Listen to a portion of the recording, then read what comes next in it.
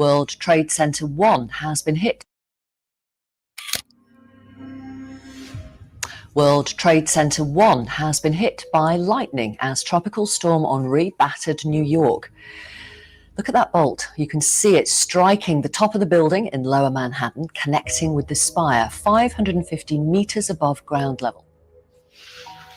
After a day out of sight absorbing the unfolding events, the president emerged to address the nation. A tough day. With details of what had happened. On one of the darkest days for the U.S. military in more than a decade.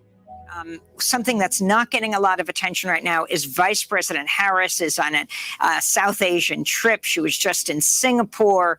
Then she flew to Vietnam. She has warned about China in the South China Sea. Can you talk about the U.S.-China brinksmanship that's going on right now? The tragedy is that the U.S. leaving Afghanistan for the Biden administration is a chance to focus on what they call our main adversary, which is China. The Vice President of the United States goes to Vietnam to call on Pacific Rim countries to face down China. China is doing some facing down of its own. China joining Russia and Iran. They're going to conduct their own military exercises in the Persian Gulf, no less, just as the U.S. has been conducting military exercises off the coast of China and Russia. Both seem to be sending Washington a signal that they, too, can play war games. We have just learned from the Pentagon, this is their statement, we can confirm that a number of U.S. service members were killed at the Kabul airport. A huge explosion, mass casualties, people rushed to hospital. So I know those are tough words, but these are tough times, and this incompetence has very real consequences, as we've seen today, and people should be held to account. From the Black Sea to the Mediterranean Sea, the Persian Gulf to the South China Sea, friends and foes alike are flexing their naval muscles in a show of military and strategic force spanning the globe.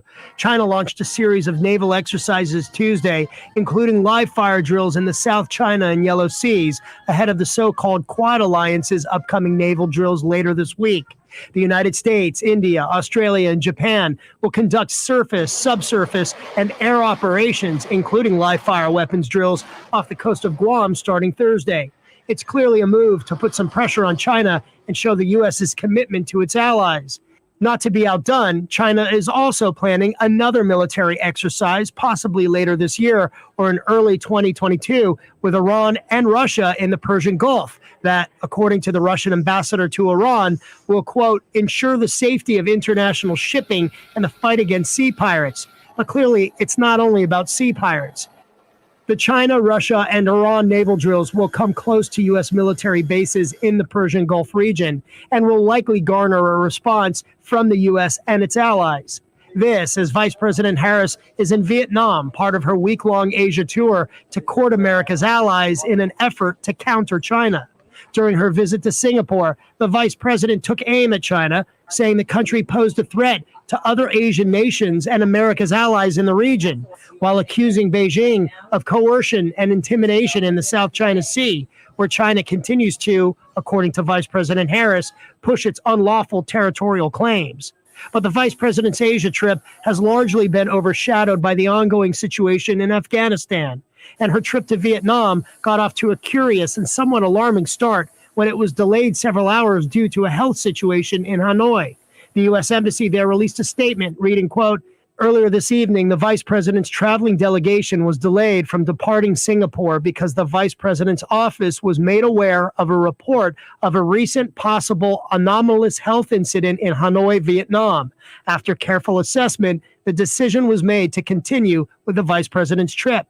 The term anomalous health incident is basically the U.S. government's code word for the Havana syndrome, a neurological condition defined by dizziness, nausea, migraines, and memory loss, among other symptoms.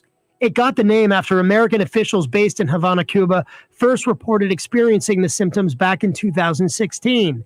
And since then, there have been dozens of other cases, more than 200 and counting, of U.S. State Department, CIA, and embassy personnel and other U.S. diplomats and officials reporting it in China, Russia, Vienna, Austria, and most recently, Berlin, Germany. At least 2 embassy staffers reportedly were sickened by these same symptoms and will at some point reportedly be medevaced out of Hanoi for treatment. Vice President Harris's spokesperson said the delay had nothing to do with the VP's health, but so far, the vice president has said nothing about the possible Havana syndrome health scare in Hanoi. Tell me about what you make of U.S. officials warning the public, warning explicitly over and over again in recent days that an ISIS-K attack, ISIS-Khorasan attack at the airport, targeting U.S. personnel, targeting civilians, just like we saw today, that it was not only a threat, but that it was a severe threat and an increasingly likely one. It seemed to most of us that ISIS just came out of nowhere. We've been looking at this situation as United States versus Taliban. All of a sudden, we've got a third entree coming into this. Why did ISIS do this? What are they trying to prove? I think that it was probably something that they've been working toward. They basically want to tell Taliban, look, you might think that you run the government, but we are actually in charge. There is a tremendous disconnect between Taliban and ISIS. They don't like each other. Taliban actually is more moderate than ISIS. And that's why you saw today reports that that's it. Pardon me for interrupting, but I was taken by your words. ISIS, you say ISIS is telling the Taliban, you think you run this country? No, you don't. We run this country, or will soon. And this tells you with certainty that Taliban will be unable to control ISIS or Al-Qaeda attacks on U.S. interests. Then I have to ask you the following question. If that's true, when the U.S. commander today took to the microphone and said, we are working with the Taliban, it kind of makes sense. It does in this case because Taliban has an ulterior motive. They need recognition. They need international recognition. They need funding desperately. U.S. has cut off $10 billion right now. They need money. So they really are a common enemy. They are a common enemy. Yes, they are, for the most part. For both the United States and the Taliban, ISIS is a common enemy. That is correct. Interesting. Wow. But think about what we're telling our viewers tonight. We were at war with the Taliban for 20 years, and just a week and a half after we're done with the war, now we're siding with them against another enemy. That sounds crazy, even if it does make sense, as you just explained to us. Much of the Louisiana and Mississippi Gulf Coast is bracing for what could be a major hurricane this weekend. Tropical storm Ida is moving toward the Gulf of Mexico and is expected to make landfall on Sunday. Tonight, a new tropical storm has just been named, expected to become a powerful hurricane headed toward the Gulf. In Tennessee, after that record-breaking rain and a devastating... Tonight, new images of the catastrophic destruction in parts of Middle Tennessee. Henri, the first tropical storm to hit the region in nearly 15 years. Henri trounced through New York City Saturday night with a torrential rainfall, setting a record for the most rain in a single hour with nearly 2 inches. The downpour forced a halt to the star-studded homecoming concert in Central Park. Please seek shelter for your safety.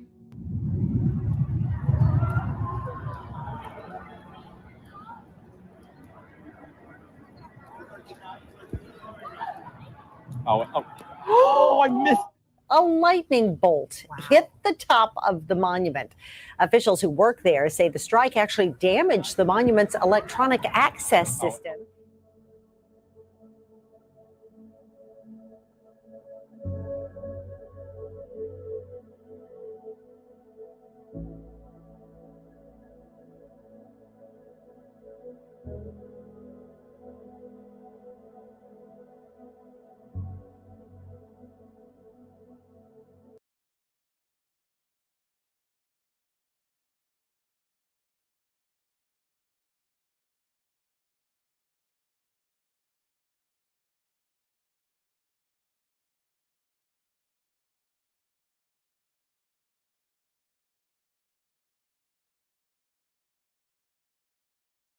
Is the loss-free generation. People don't understand how the internet works. They don't understand telephone network control. If you look at the loss-free generation, people don't understand how the internet works. They don't understand telephone networks either. And I asked them at the evening, so what's the focus to secrecy about? And they told me, well, it's about slowing down processes in order to better control them. It's not about technology, it is about control. If you look at the internet from a perspective of people in power, then the last 20 years have been frightening to this. They see the internet like an illness, okay? An illness that affects their ability to define reality, to define what's going on in the news, to define what the people know, what is going on, and their ability to interact with it. So if you look at, let's say, Saudi Arabia, a country like that, where by some historical accident, religious leaders and people owning majority of the country are the same. So their interest of change is like in the zeros, like 0 to -5 maybe. And when they look at this, they look at this like an illness, and they ask their consultants, do you have some medicine against this thing out there? You know, we need to be immune if this thing affects our country, you know, if this internet thingy comes. And so the answer is surveillance, is mass surveillance, is, okay, we need to control it totally. We need to filter, we need to know everything what they do. So they get, and that's what has happened the last 20 years. There was a massive investment in surveillance because people in power feared that it would affect their way of governance. I think it's pretty clear that censorship is a byproduct of surveillance, generally speaking, whether it's self-censorship or actually technical censorship. And I think the important way to convey this to regular people is to do it non-technically. You know, if we, for example, built roads the way that we built, you know, the internet in modern days with regard to telecommunications, every road would have to have surveillance cameras and microphones as basically. What if you could make a full-time living online getting paid for your advice? You might not know this, but there's a new surge of people launching brand new websites that are making between $5,000 and $10,000 a month, getting paid for their expertise and knowledge. People like Judah Paula, who sells a course about how to design a beautiful home. Kara Stein, who teaches people how to write a best-selling book. And Hunter Masters, who teaches guys how to dance with their girlfriend. In case we haven't met, my name is Brian Moran. I'm one of the creators here at Samcart, one of the top e-commerce platforms in the world. And all three of these people use our software to launch their products and services, which means I get to see behind the scenes of what's working for all of them. So if that no one except the police could access, or someone who has pretended to be the police successfully. We're getting this, right? Yeah. Right? In this country. Yeah, and so I mean that though I think is interesting, because when you build a road, it is not a requirement that every inch can be monitored with perfect surveillance that is only available to a secret group of people. And I think explaining to everyday people that that is the way that we're building roads on the internet, and then requiring people to use those roads, that's something that I think regular people can connect with when they realize that they won't always have, the builders of the roads will not always be the ones in control. It's not about technology, it is about control, and control through surveillance. This generation is the last free generation. You were born, and either immediately or within, say, a year, you are known globally. Your identity in one form or another, coming as a result of your idiotic parents plastering your name and photos over Facebook, or as a result of insurance applications or passport applications, transport on airlines, etc. You are known to all the world's major powers, all the world's major state powers, and all the world's major commercial powers. That's a very different situation for individuals to be in than they have previously been in. That a small child now, in some sense, has to negotiate its relationship with all the world's major powers. Of course, in practice, it can't do anything. Its parents are not managing that negotiation. But it puts us in I think, a very different position in the sense that very few, in fact, maybe only a few people in this audience, very technically capable people, are able to able to live apart, to choose to live apart, to choose to go their own way. They must be part of not only the state, but the major state-like corporations, so powerful they may as well be states, and not just their own state, but other states as well. That's a significant change, cultural change for humanity. Once your phone is hacked, What is in their hands is not simply your device, it is your future. They're selling our future, they're selling our past, they are selling our history, our identity, and ultimately, they are stealing our power. The screen may be off as it's sitting on your desk, but the device is talking all of the time. The question we have to ask is, who is it talking to? If I get a smartphone and I need to use a phone, I actually open it up before I use it. Anything you can do on that device, the attacker, in this case the government, can do. Before 2013, if you said there's a system that's watching everything you do, the government is collecting records of every phone call in the United States, even for those people who are not suspected of any crime, it was a conspiracy. Yes, there were some people who believed it was happening. Yes, there were academics who could say this was technically possible. The world of 2013, we suspected, some suspected that this was happening. The world after 2013, we know that it's happening. The distance between speculation and fact is everything in a democracy. We have now had the first European regulations that are trying to limit the amount of data that can be collected secretly and used against populations broadly.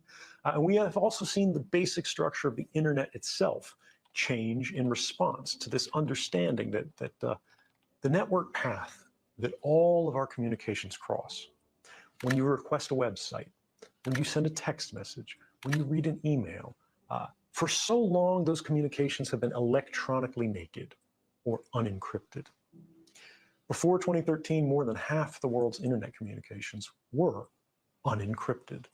Now, far more than half are, measured by just web traffic from one of the world's leading browsers, the Google Chrome browser. The entire world has changed in the last few years. It hasn't gone far enough. The problems still exist. And in some ways, they've gotten worse. But we have made progress that would not have been possible if we didn't know what was going on. Hacking has increasingly become what governments consider a legitimate investigative tool. They use the same methods and techniques as criminal hackers. And what this means is they will try to remotely take over your device. Once they do this, by detecting a vulnerability in the software that your device runs, such as Apple's iOS or Microsoft Windows, they can craft a special kind of attack code called an exploit. They then launch this exploit at the vulnerability on your device, which allows them to take total control of that device. Anything you can do on that device, the attacker, in this case the government, can do. They can read your email, they can collect every document, they can look at your contact book, they can turn the location services on, they can see anything that is on that phone instantly and send it back home to the mothership. They can do the same with laptops. The other prong that we forget so frequently is that in many cases they don't need to hack our devices. They can simply ask Google for a copy of our email box because Google saves a copy of that. Everything that you ever typed into that search box, Google has a copy of. Every private message that you've sent on Facebook, every link that you've clicked, everything that you've liked, they keep a permanent record of. And all of these things are available not just to these companies, but to our governments as they are increasingly deputized as sort of miniature arms of government. What about enabling your microphone camera? If you can do it, they can do it. It is trivial to remotely turn on your microphone or to activate your camera, so long as you have systems level access. If you had hacked someone's device remotely, anything they can do, you can do. They can look up your nose, right? They can record what's in the room. The screen may be off as it's sitting on your desk, but the device is talking all of the time. The question we have to ask is, who is it talking to? Even if your phone is not hacked, right now, you look at it, it's just sitting there on the charger. It is talking tens or hundreds or thousands of times a minute to any number of different companies who have apps installed on your phone. It looks like it's off, it looks like it's just sitting there, but it is constantly chattering. And unfortunately, like pollution, we have not created the tools that are necessary for ordinary people to be able to see this activity. And it is the invisibility of it that makes it so popular and common and attractive for these companies. Because if you do not realize they're collecting this data from you, this very private and personal data, there's no way you're going to object to it. Once your phone is hacked, what is in their hands is not simply your device, it is your future. But we see how these same technologies are being applied to create what they call the social credit system. If any of your activities online, if your purchases, if your associations, if your friends are in any way different from what the government or the powers that be of the moment would like them to be, you're no longer able to purchase train tickets. You're no longer able to board an airplane. You may not be able to get a passport. Okay, so if you're a homeowner and you haven't claimed your $97,246 in relief, then you need to see this ASAP. So you may not be eligible for a job. You might not be able to work for the government. All of these things are increasingly being created and programmed and decided by algorithms. And those algorithms are fueled by precisely the innocent data that our devices are creating all of the time, constantly, invisibly, quietly, right now. Our devices are casting all of these records that we do not see being created, that in aggregate seem very innocent. You were at Starbucks at this time. You went to the hospital afterwards. You spent a long time at the hospital. After you left the hospital, you made a phone call. You made a phone call to your mother. You talked to her until the middle of the night. The hospital was an oncology clinic. Even if you can't see the content of these communications, the activity records, what the government calls metadata, which they argue they do not need a warrant to collect, tells the whole story. And these activity records are being created and shared and collected and intercepted constantly by companies and governments. And ultimately, it means as they sell these, as they trade these, as they make their businesses on the backs of these records, what they are selling is not information. What they're selling is us. They're selling our future. They're selling our past. They are selling our history, our identity, and ultimately, they are stealing our power and making our stories work for them. If I get a smartphone and I need to use a phone, I actually open it up before I use it. I perform a kind of surgery on it to physically desolder or sort of melt the metal connections that hold the microphone on the phone. And I physically take this off. I remove the camera for the phone, and then I close it back up. I seal it up. And then if I need to make a phone call, I will attach an external microphone on it. And this is just so if the phone is sitting there and I'm not making a call, it cannot hear me. Now, this is extreme. Most people do not need this. But for me, it's about being able to trust our technology. My phone could still be hacked. My laptop could still be hacked. And just as I told you before, the same principles apply to me. If it is hacked, they can do anything to the device that I can do. So my trust in technology is limited.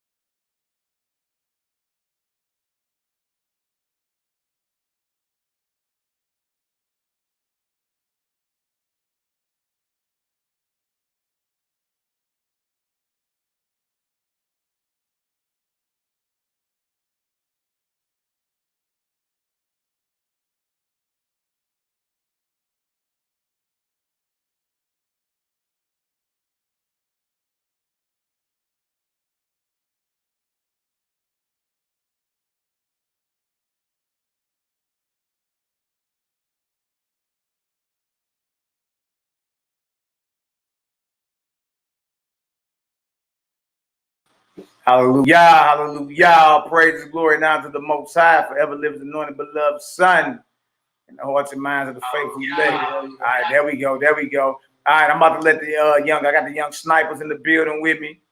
Young snipers, young Darius, young Yeshua in the building. All right, y'all see the title, Nazarene edition, part 24. Yeah, 24. We ain't stopped yet, huh? I think our enemies thought we was gonna run out of gas. What y'all think? No, Thought we was gonna run out of gas. Coming with a blitzkrieg. That's right. I told Peace be with the family. I told them a storm was coming. Hope they can swim. Right. So all good. I'm about to go ahead and let the young snipers speak their piece for a little minute. Y'all see the title, so we're gonna get into the Clementine Homilies, 1st century. We're gonna get into the Gospel of the Nazarenes, 1st century. We're gonna get to the Essene Gospel of Peace. Get into some hidden teachings of a YAH'KI. All right.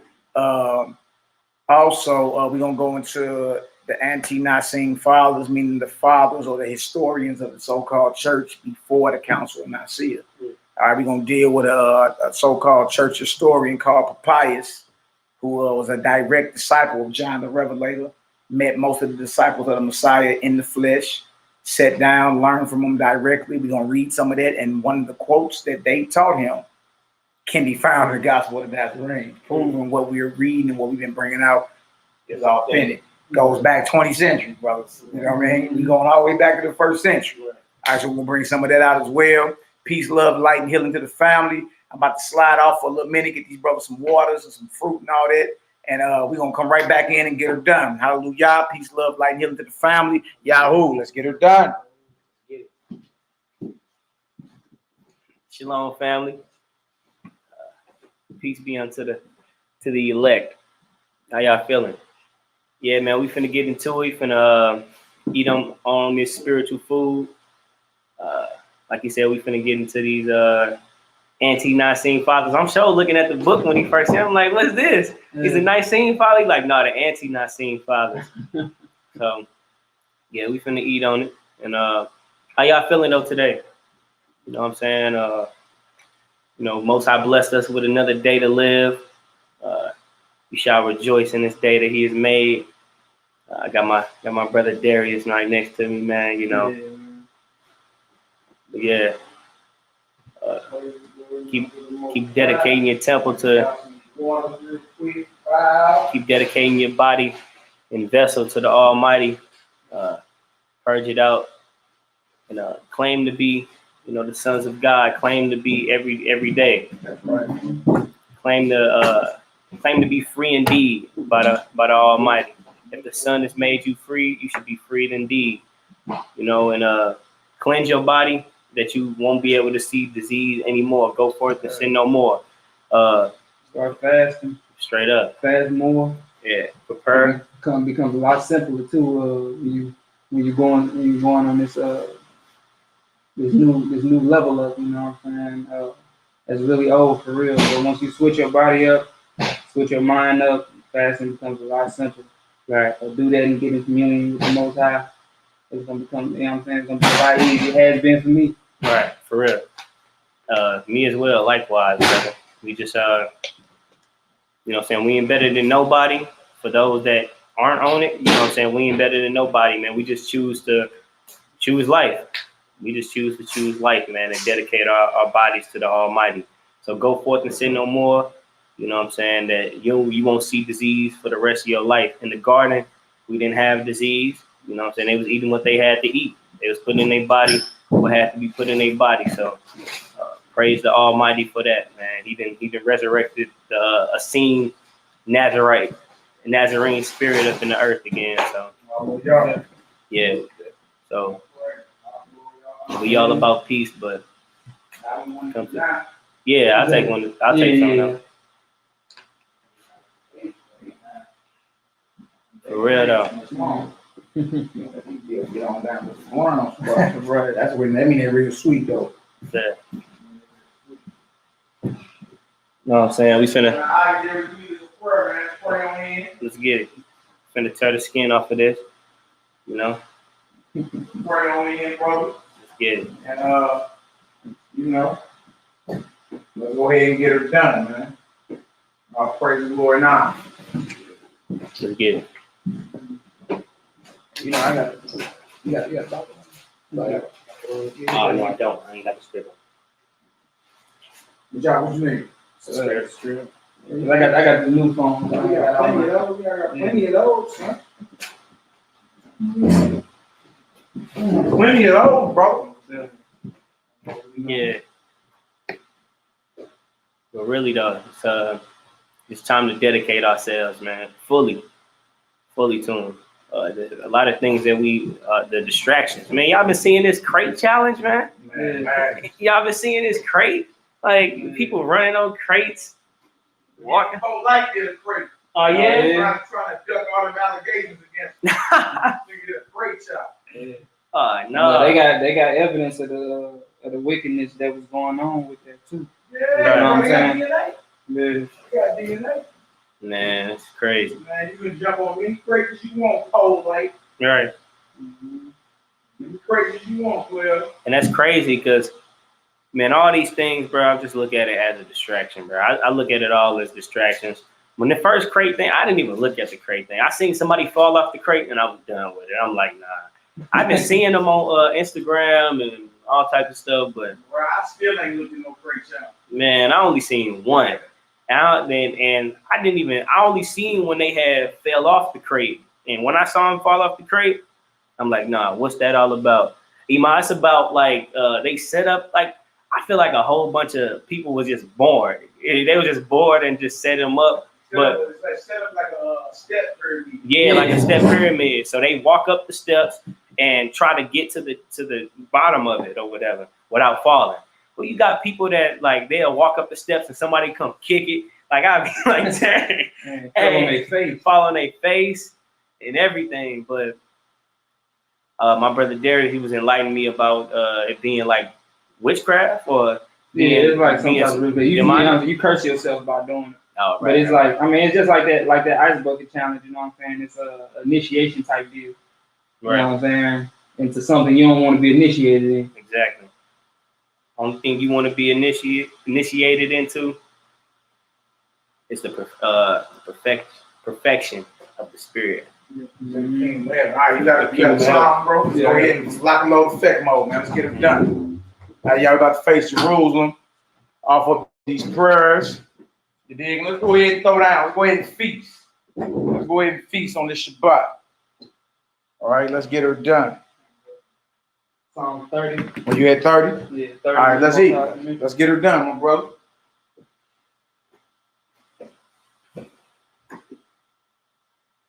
I will extol thee, O Yahweh, for thou hast lifted me up and hast not made my foes to rejoice over me.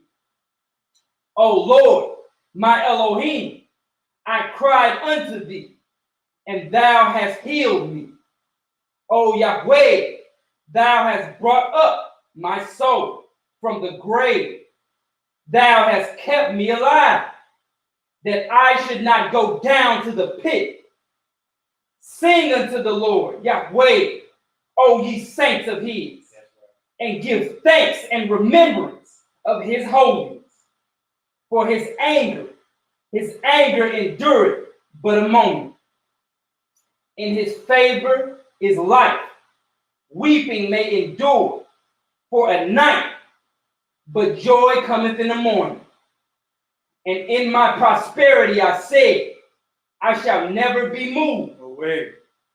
Yahweh, by thy favor, thou hast made my mountain to stand strong. Thou didst hide thy face, and I was troubled.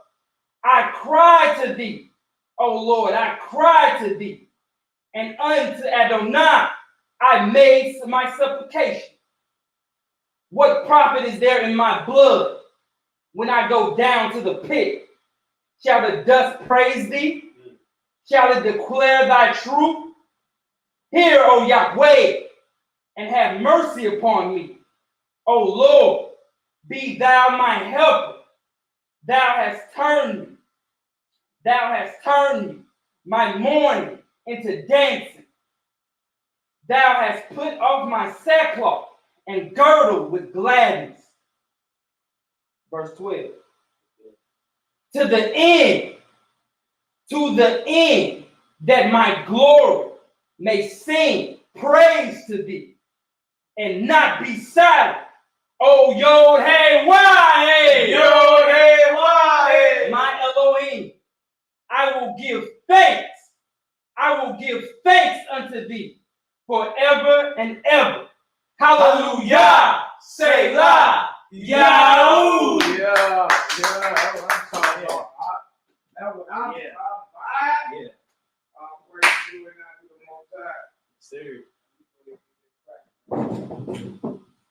praise. Yeah, spoken with authority. That's what we talking about. All praise and glory now to the Most High. Forever live as anointed beloved Son. Good to see y'all in the building. Bless up. Bless up. Good to see the brothers and sisters in the building. Believe that, know that. All right. All right, let's get into this, though. Let's get into this. All right. First, we're going to go into the Essene Gospel of Peace, the section that's called the Teacher of Righteousness. Let's go on to that first. We actually went over this on part 17 of the Nazarene edition, but y'all, as everybody know, they took that video down. Yeah. You know, we was dropping some, you know, we was pissing off the right people. I think everybody know. All right. All praise the Lord now to the Most High. Hallelujah. Spirit work is crazy how spirit work. You know the lesson on the Teacher of Righteousness about focus on things that's within you and not the things without. Right before you start, you went live, I was reading that to my sister and her man and stuff. We was reading and stuff, and all the children that was outside. We was reading. I was reading that to them or whatever. Then you went live, and that was the whole thing. That's how the spirit work, bro. All right, y'all. So that's the cover right there. The Essene Gospel of Peace, the complete 4 books in 1 volume. This deal goes very, very hard. You know, people will tell you all the time, brother, be spiritual. Brother, tap into the spirit. This right here is a practical guide on how you tap into the forces of the Most High, which are around you at every blinking moment. Believe that, know that. All right, so get into that. If y'all ain't got it, grab it. No, Edmund Suzeki did not write this. It was translated out of the archives in the Vatican. All right, back in 1928. All right, so no, he did not write any of this. All right, a translation is not a writing. All right, but the crazy part about it is that when it comes down to what you're eating and when it comes down to your health and healing and all that, the Essene Gospel of Peace, the Gospel of the Nazarenes, Clementine Homilies, and Nazarene Acts all agree. You ain't supposed to be chewing on the dead flesh of animals, period, point blank in the story. Whoever don't like it, tell them I said it. All right, next. All right, we get into the Teacher of Righteousness, all right? Y'all that don't know, that's on page 111, 111, okay? Okay, from the Essene. Yeah. All right, go ahead, if you can, Darius, grab that for us. I just got the whole chapter. Yeah, absolutely. Absolutely. I put a son by this one. You and your shore be in them deals. Whole body. I'm already here. All right, let's get it done. And the master took himself to the banks of the streams where the people were gathered, those who did hunger after his words. And he blessed them and asked them wherefore they were troubled. And one did speak, Master, tell us, what are those things we should hold of high value? And what are those things we should despise? Excellent question. Right? What should you hold of high value? What's valuable to you? Right? What's your treasure? Where your treasure is, that's where your heart is, that's where your treasure is. All right, whatever you hold of high value is something that's a treasure to you. All right, so that's an excellent question. Right, the master, for y'all don't know, is the Messiah, Yahushua, the mighty Messiah. All right, tell us what are those things we should hold of high value, and what are those things we should despise. Go ahead, huh? And the master answered, saying, all the ills which men suffer are caused by those things without us. For what is within us can never make us suffer. Absolutely. Whatever happens to you comes from outside. Right? Even if it's a sickness, it's still, you know what I mean? It still is perpetrated based off something that's done outside of you. All right, then it invades and comes inside. All right, but notice we say, for what is within us can never make us suffer. What is within you? All right, let's get that's kind of clear cut too, like, you know what I'm saying? Bring it out, brother. What you It's feel? just like everything in your body, how you born and how you come into this world. You don't, you know what I'm saying? It's not in sickness and in health and in death. You know what I'm saying? But then as soon as you get to intake these certain things or whatever, you start to get sick. You know what I'm saying? It's real simple and clear cut. And for somebody, you know what I'm saying, for him to say it like that, you know, and if somebody don't say it like that, you kind of really don't get it. Right. You know what I'm saying? Right. You gotta, in other words, being any type of teacher, bro, you gotta be able to take what's deep and break it down on a level to where even a child can understand. Right. Break it down, something that the deepest mystery ever is the kingdom of heaven. And he broke it down to where somebody like us could understand it. Oh, that makes sense. Right. All right. And that's what's needed in these hours, man. A lot of people sound like encyclopedias out here, you know what I mean? But what good is that? Because you know a whole bunch of big words, or you can memorize fancy phrases out of the encyclopedia or the dictionary. Right. But if somebody asks you, I don't get that, break that down for me so I can understand. Could you be able to do it? Now, if you can't do it, that means you're not no thorough teacher. You should be able to, whatever information you run across, you should be able to break it down to where even a child can understand. That means you ain't even got no true understanding of what you're saying. Yeah, you just memorizing fancy phrases. Right. That's all you doing. Right. All right, go ahead, out. A child dies. A fortune is lost. House and fields burn. And all men are helpless. And they cry out, what shall I do now? What shall now befall me? Will this thing come to pass? All these are the words of those who grieve and rejoice over events which do not befall them. Would do befall them.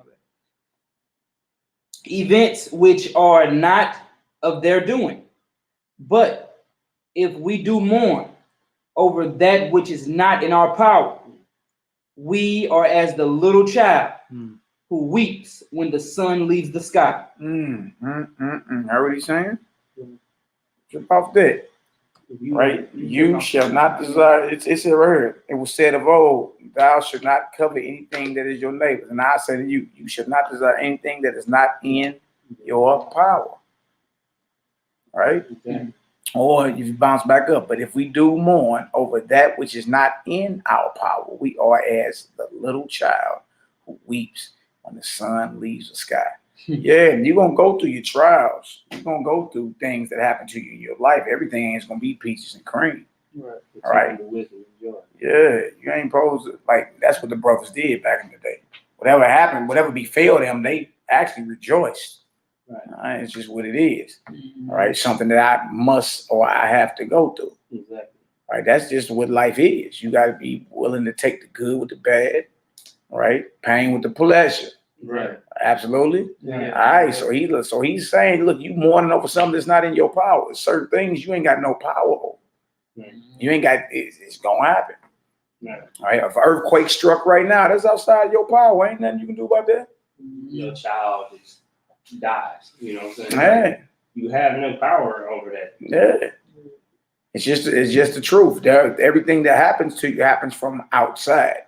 So the key is to never lose focus on what is within you, because that's eternal. All right. What is within you is the kingdom of heaven. All right. Let's get it, bro. It was said of old, thou shalt not covet anything that is thy neighbor's.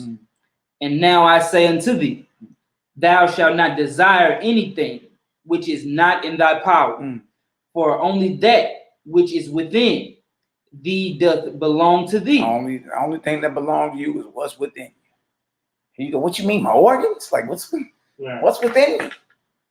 All right. And of course, he's coming on the whole spiritual, metaphysical sense and letting it be known. As we keep reading, he's gonna break that down of what's within you. You understand? But that's the only thing that belongs to you. Here you go arguing over, your social status, or who wear the best clothes, or who the best running back or basketball player is. All right. You over tripping on everything that's outside of your power.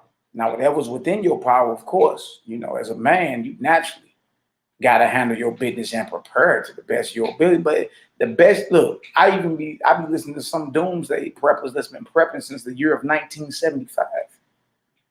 Since 1975. And guess what the heathen said? I still ain't all the way prepared. See what I'm saying? Because what he realized is this, that something still can happen that's outside of what I done prepared for. Yeah. Right? You just prepare for whatever is within your reach. Anything outside of that, whatever before you, you take it with wisdom and joy. Something to be learned from it. You understand? And you take it with joy. Earthquake come swallow up your whole bunker. All right. Then what? Exactly. Then what? All right, what we get out? And that which is without thee do belong. Wait, without thee do belong to another. I'm gonna read that in full. Let's say, for only that which is within thee do belong to thee, and that which is without thee do belong to another. Yeah, like somebody else's opinion, right? I mean, they talking crazy about y'all. They got the right to do that. Yeah. That's their opinion. That belongs to them. The trick for me is not to be attached to it. That's your opinion. Have it. Right. You got every right to speak it. All right, but it don't bother me either way. Whether it's something good somebody got to say or bad. Even if it's good, that's your opinion. Right. All right, yeah, we encourage one another, we exhort one another, but you got to watch out for that too. Everybody want to give you a little pat on the back and, you know, elevate thou, and here you go feeling, you know, I'm the groovy guru in this deal, baby. You know, you start feeling pompous. Right. Haughty. Yeah, you guys do. Yeah, you got to watch that because that's the trick. The vanity is real. All right, the vanity is the trick of the adversary. Right. And we read last night about the frugality of people. Ladies and men, I live a simple life. How you gonna be my servant? Right. I don't got $5 whores throwing grapes down my throat. You know what I mean? Yeah, I eat bread and I eat olives. That's my only coat I got right there. You understand? Me and my brother was orphans, so I'm used to poverty, you know. He like, hey, it's whatever, but he got the words of life within him. You see, he like, I need to be serving you. What you mean you gonna serve me? You know what I mean? I ain't being fanned with the finest feathers from Persia. Right. You know what I mean? I ain't got no Persian rugs up in there. Yeah, you understand? You got to watch the vanity. The vain show will throw you off. That's a trick of the adversary as well. Distractions. You was just talking about that. Right. You was just talking about that. The distractions, man. They real serious, but you got to develop the sense to be able to spot them. I be able to spot the distraction. Like, oh, that's a distraction right there. Ain't no way. I ain't falling for that. Because and the level up, another level, another devil. Y'all realize that, right? Yeah, you know all the temptation outside now. You think y'all ain't doing what? Right. You ain't eating what? You ain't drinking what? You ain't smoking what? You understand? Oh, you ain't okay? Yeah, nah, ain't none of that. Ain't no porn. Ain't no masturbations. We ain't promote none of that. We ain't promote no lasciviousness. Oh, brother, I understand you arguing with your woman, go to the strip club. None of that. But with that, you know, it's another devil come out with all that. To see if you firm in your resolve. Exactly. Gotta tag myself. Yeah, me too. Yeah, I gotta tell you. Yeah, you are. Yeah, them suckers come. Yeah. All right, look, I ain't. Let me say this real quick. Like, look, I ain't. You know, when it come down to the flesh, you know, I ain't violent, but I ain't silent. Meaning, you know, I'm gonna protect what's around me, right? But spiritually speaking, I'm very violent with demons. Right. Like I'm the real. You understand? I'm very, very violent. I don't get a devil no pass. Like in the spirit. You understand? When I'm being attacked, like I picture myself cutting his damn head off. You know what I mean? Like on some Mortal Kombat. Finish him. This is Sparta.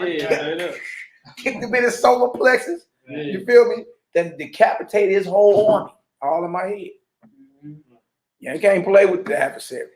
So I mean, you know, of course, physically speaking, I'm down to defend what's what the Most High has blessed me with. But spiritually speaking, bro, when them demons attack, you got to get violent with them. I know that's what I do. Yeah. I got to get violent with them because I know y'all coming. You know what I mean? We done made this bold declaration. This is what we standing on. Oh, yeah, y'all outside.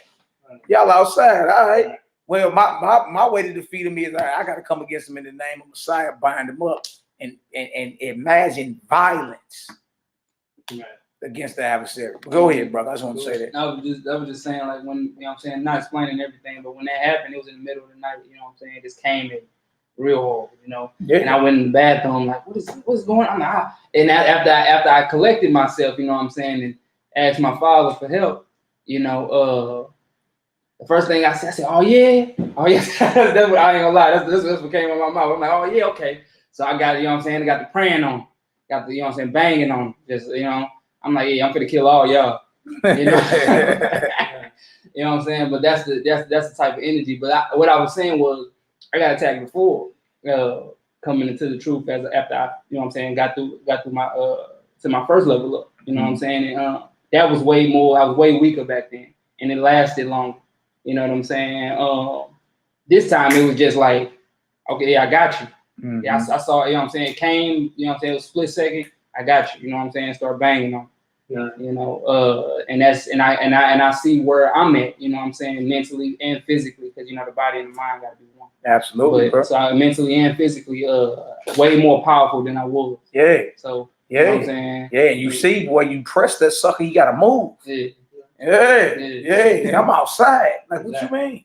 You know what I mean? We're not taking no knee to the adversary, ever. Mm-hmm. You understand? Go ahead. I can see you got something to say. Go ahead, brother. Bring it up. Same thing that's going on with, like, that has gone on with me. It's just like different temptations even after this. You know what I'm saying? Like, even after this level up, you know, dedicating my vessel and stuff. First thing somebody try to come up to you and do, like, ask you, you know what I'm saying? Like you trying to go out and eat? You trying to go out and get something to eat or whatever? Yeah. When you go to somewhere and get something to eat, you're just surrounded by flesh. But me, I don't really hang around people that straight eat the flesh like that. Like, you know what I'm saying? Like, my family members, I got family members that do, they of course still do, but when me and my sister, like, we both we went plant-based and stuff like that. That's what's up. When I did, she went with me. And my mama said she was gonna do it too, you know. So yeah, so like when we go out to eat and stuff like that, and her man, like my sister, she's the type of person, like if she doing it. Come on, your sister, you bought the class at one time? Oh, the one right above you. Yeah. Okay. She her man and stuff like that, like, he love her, and he know, like, when she stopped eating pork, well, he stopped eating pork. When she stopped eating chicken, he around her all the time, so he like, that's what she make him. She just make him like. Hey, look, and that proves to the sisters. You know what I'm saying? Y'all got that power. Yeah, you get a major influence, major league influence, bro.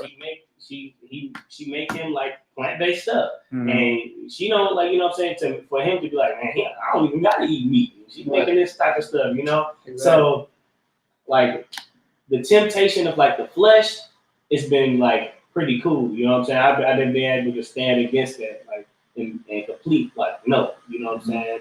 Even like with like lust and all that type of stuff, that's just one thing that needs to be like straight, like a full stand against it, you know, like kind of get like weak in the spirit sometimes, like, but the whole thing is to stand against it, like boldly stand against it, and like I already said, never take a knee to it. Right. You know? You don't take no knee.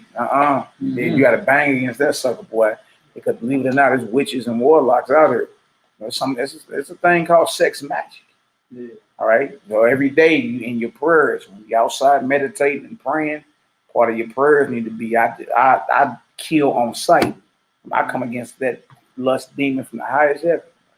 Every prayer, every bewitchment, every enchantment, every seduction, every plot, plan, and scheme of the adversary sent against my mind, body, and spirit, sent against the mind, body, and spirit of my loved ones, I cut down from the highest heaven. I call for the unsheathed sword of the Most High. Cut Satan down.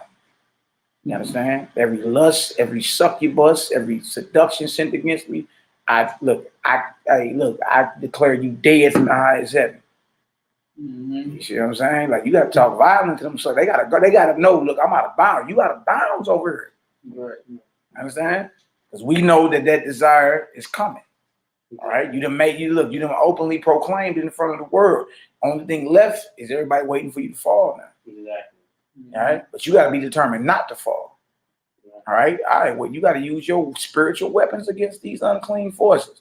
Because they coming, they come out of nowhere sometimes. I got to bind you up. I declare you dead. I strike you dead from the highest heaven.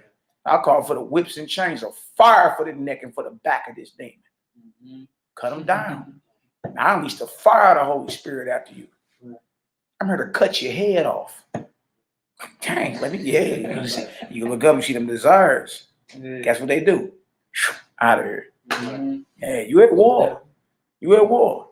All right. So look, I'm saying you can win. Right? You win every time, actually. And the temptation is gonna come. That's the trial. All right. Swore it out. Swore it out. All right. But you got to be violent in the spirit to defeat these suckers, man. Attack them in the name of the spirit of the Messiah. Attack them in the name of the Messiah. Tell them, I come against you from the right hand of glory. I come against you from the fiery throne of the Most High. Most High, unleash your weapons of mass destruction. Unleash every warring angel under your command. You understand? And confound and utterly destroy these devils. I mean, what we do? Y'all already guns, you ain't using them. What you doing? Hey, they coming at you. Right. Devil ain't coming at you. Hey, how you doing? Him and his entire army coming against you every day. Yeah. You understand? Hey, I command them to return back to the center. Yeah. Whatever sent against me, or us, or this Nazarene Essene brotherhood, right? Or you know what I mean, or my children, or my spouse. Every doorway and window I cover with your eternal spirit, Most High. Yeah. Right. And then like with the distractions or like Satan coming like, right? He come in all different levels. Like he can come to a person that's like soft and like, just like persuasive to do certain things, or like he can come to you as like somebody bold or your cousin, somebody, you know what I'm saying?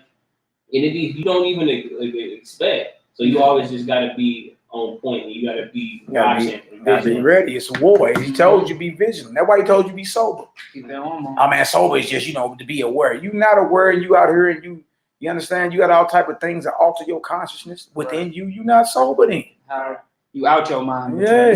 All right, where we at, bro? It was said of old. Where you at? Yeah, after belong to another. In this do happiness. Start, go back up to it was said of old. Thou shalt not covet. It was said of old, thou shalt not covet anything that is thy neighbor. Yeah. And now I say unto thee, thou shalt not desire anything which is not in thy power. For only that which is within thee do belong to thee. That's right. And that which is without thee do belong to another. That's right. In this do happiness lie, to know what is thine and what is not thine. If thou wouldest have eternal life, hold fast to the eternity within thee. That's right. And grasp not at the shadows of the world of men. That's right. Come on. Which hold the seeds of death. Yeah, later for the distractions. That's grasping at what? Grasping at the shadows of the world of men. They hold the seeds of death. Here you go holding on to that. You want eternal life, hold on to that which is within you. All right? And he said that's where happiness lies. You need to know what belongs to you and what don't. Right? Even though my heart go out to the little girl that polite and did his thing too, that situation don't belong to me. Yeah. You understand? Hold on to the eternity within you. Right. You know how many people hit me up, man, so and so talking good. Let them talk. Right. It ain't gonna sway me one way or the other. Right. You understand? I've been called to speak and do something. I'm gonna get it done. I'm not gonna not get it done just because you don't like it. And you're not my master. Right. He holding on to the world. That means the world is your master. Exactly. I'm going to serve Most High man. Yeah, you serving two masters at this point. Right. Hold on to the eternity that's within you. All praise. Where we at? Let's get it. Bottom of 111. Is all that happens, is all not It's not all that happens without thee, outside of thy power. It is. And thy knowledge of good and evil, is it not within thee? It is. It is. Go ahead. So he ain't had to eat off no tree. It's already within you. Go ahead. Is it not then in thy power to treat of all which do come to pass in the light of wisdom and love? Whatever happened to you, brothers and sisters, treat it with wisdom and love.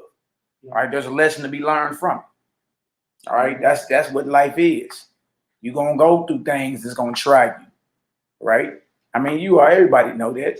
You know, since when your life just been, grandiose, smooth like eggs. Right. Nah, it's always been something, ain't it? A lot of people get mad, dang, it's always something. Yeah, that's life. I mean, even the narrow path you choose. The broad path is smooth, but the narrow path is bumpy and got all type of hurdles and it's rugged and you got to endure that. This is his kingdom. And taking everything with wisdom and love and knowing what's yours and what's not yours, it actually make you make better decisions in life, and it keep your emotions intact. Like, say a death happened in a family, you know what I'm saying? That's something that's out of your control. But you might be feeling hurt about it, but so you won't go into a depression. Like, that was my dirty, man. There's stuff like that. Like, you ain't falling out of wanting to go out and kill yourself or do something like that or do harm to others. Right. You be like, hey, look, that's without me. You know what I'm saying? That's like my granny died. Like, I actually sat there and watched her die. You know what I'm saying? But at the same time, I didn't cry. I didn't feel nothing right there. It was kind of like dang, but like I wasn't even in the truth then. But at that point, I just knew it was like, what can I do about it? Like, I can't. Like, my sister breaking down, crying, you know what I'm saying? Of course, it's our granny, but I'm like, she wouldn't want me to do that. Like, you know what I'm saying? Because I was always taught just like, you don't worry about that. Like, it's going to happen anyway. So take it with wisdom and love. Like, people get mad at you for not doing it. Yeah, for not doing it. Like, you mad because I ain't boo-hooing and stuff like that? And, like, you want me to be depressed? Like, But I mean, certain things are natural. It's just you ain't supposed to be doing all that. You understand? Until you just throw yourself into a irreversible depression. Right? Some people, and a lot of people go overboard with it. Some people be looking for attention. You understand? Yeah, even in moments like that, believe it or not. I never had that. Like a funeral. You had somebody getting on the ground and all that. I'm like, bro, that's the same thing they're doing too. Yeah. All right, where we at? Let's get it. Going back a little bit. Is it not then in thy power to treat of all which do come to pass in the light of wisdom and love? That's right. Instead of sadness and despair? Come on. It is. It is. Go ahead. Can any man hinder thee from doing thus? No man can. No man can hinder you from that. Go ahead. Then shalt thou not cry out. What shalt thou do? What shall I do? Go ahead. What shall now befall me? Right, go ahead. Will this thing come to pass? Come on. For whatsoever may come to pass, thou shalt judge it. Hold on. Let me get. I gotta get my. Judge it how though? You know how you gonna judge it, man? Go ahead, bang, bang, bang. You should judge it out, bro. In the light of wisdom and love. You should judge it in the light of wisdom and love. Look at that. Go ahead. And see all things with the eyes of the angels. And that's how angels judge everything that happens. Right? In the light of wisdom and love. All right. Now, when we talk about leveling up, that's what we talking about. Becoming the sons of the Most High. Right. Children of light. Right. B'nai Elohim. Right. All right. Well, angels are considered your brothers. Right. All right. They're on a higher level of understanding and manifestation right now. Right now, right. Look, he meant more than marriage when he was talking about we shall be like the children. I mean, you know what I'm saying? The children of the Most High, or the angels. We shall be like the angels. You know what I'm saying? When Christ was speaking on that. But he was speaking about the subject containing marriage, but it's a lot more things to that. It's a lot more. Right. It's a lot more. Now look at this. Right? And see all things with the eyes of the angels. You understand? A lot of the emotions that we deal with, a lot of the ways we act and all that, they call them in the boondocks the Negro moments. Right? The angels don't act like that. The celestial beings, your higher, your divine inheritance, who you really are, children of light, B'nai Or, children of God, sons of God, B'nai Elohim, children of Yah, B'nai Yahweh. Right? No, these are highly, I don't like the word evolved, but I'm gonna use it, highly evolved specimens, creatures on a higher level of existence that you supposed to be striving to make it to. All right, think about Enoch. All right, he had evolved into perfection in his flesh and Ascended. There you go. Not evolved, ascended. The ascension. Right. Think about it. Eliyahu caught up into a fiery chariot. These are men who had, you understand, perfected their walk while they was in this flesh, and was called by basically graduating to the universe. University. Universe. Right. You know, they had fulfilled their mission. Heard. One verse, one song. All right, come on, now let's get it. For to weigh thy happiness according to that which may befall thee is to live as a slave. Is to live as a what? As a slave. Trip off that, y'all. The way your happiness is based off what might happen to you. Right. Might happen. You see? I get that house, I'm like, For real. That's if I make living. this decision, man, if I like to say it like this, right? When I was at school, right, and I was sitting at my table reading the book of Jeremiah on how like you shouldn't fear like anybody's faces and stuff, like just speak what I tell you to speak, right? In that moment, the Most High like do what you just read in the thing, in the book, right? I'm like, dude, I look up and exactly what it said in the scripture. People was looking mean. People was like, I was like, oh, damn, if I do this, how everybody gonna think? That's to live as a slave, though. You know what I'm saying? And it's like you under bondage to their thoughts and not under what the Most High think. You know, and what he's saying and what he commands and stuff. Right. So, man, I was feeling so bad, bro. Hey, look, you gotta be into somebody. Whose will you gonna be into? Right. All right. Now, are you the temple of the Almighty or not? That's what it come down to. All right. So now you're not supposed to be living as a slave. You're not supposed to be making moves or even measure your happiness based off what others think.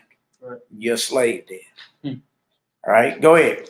And to live according to the angels, which speak within thee, is to be free. Angels speak within you. Voice of the Almighty. Huh? Or angels speaking within you. His messages. Right.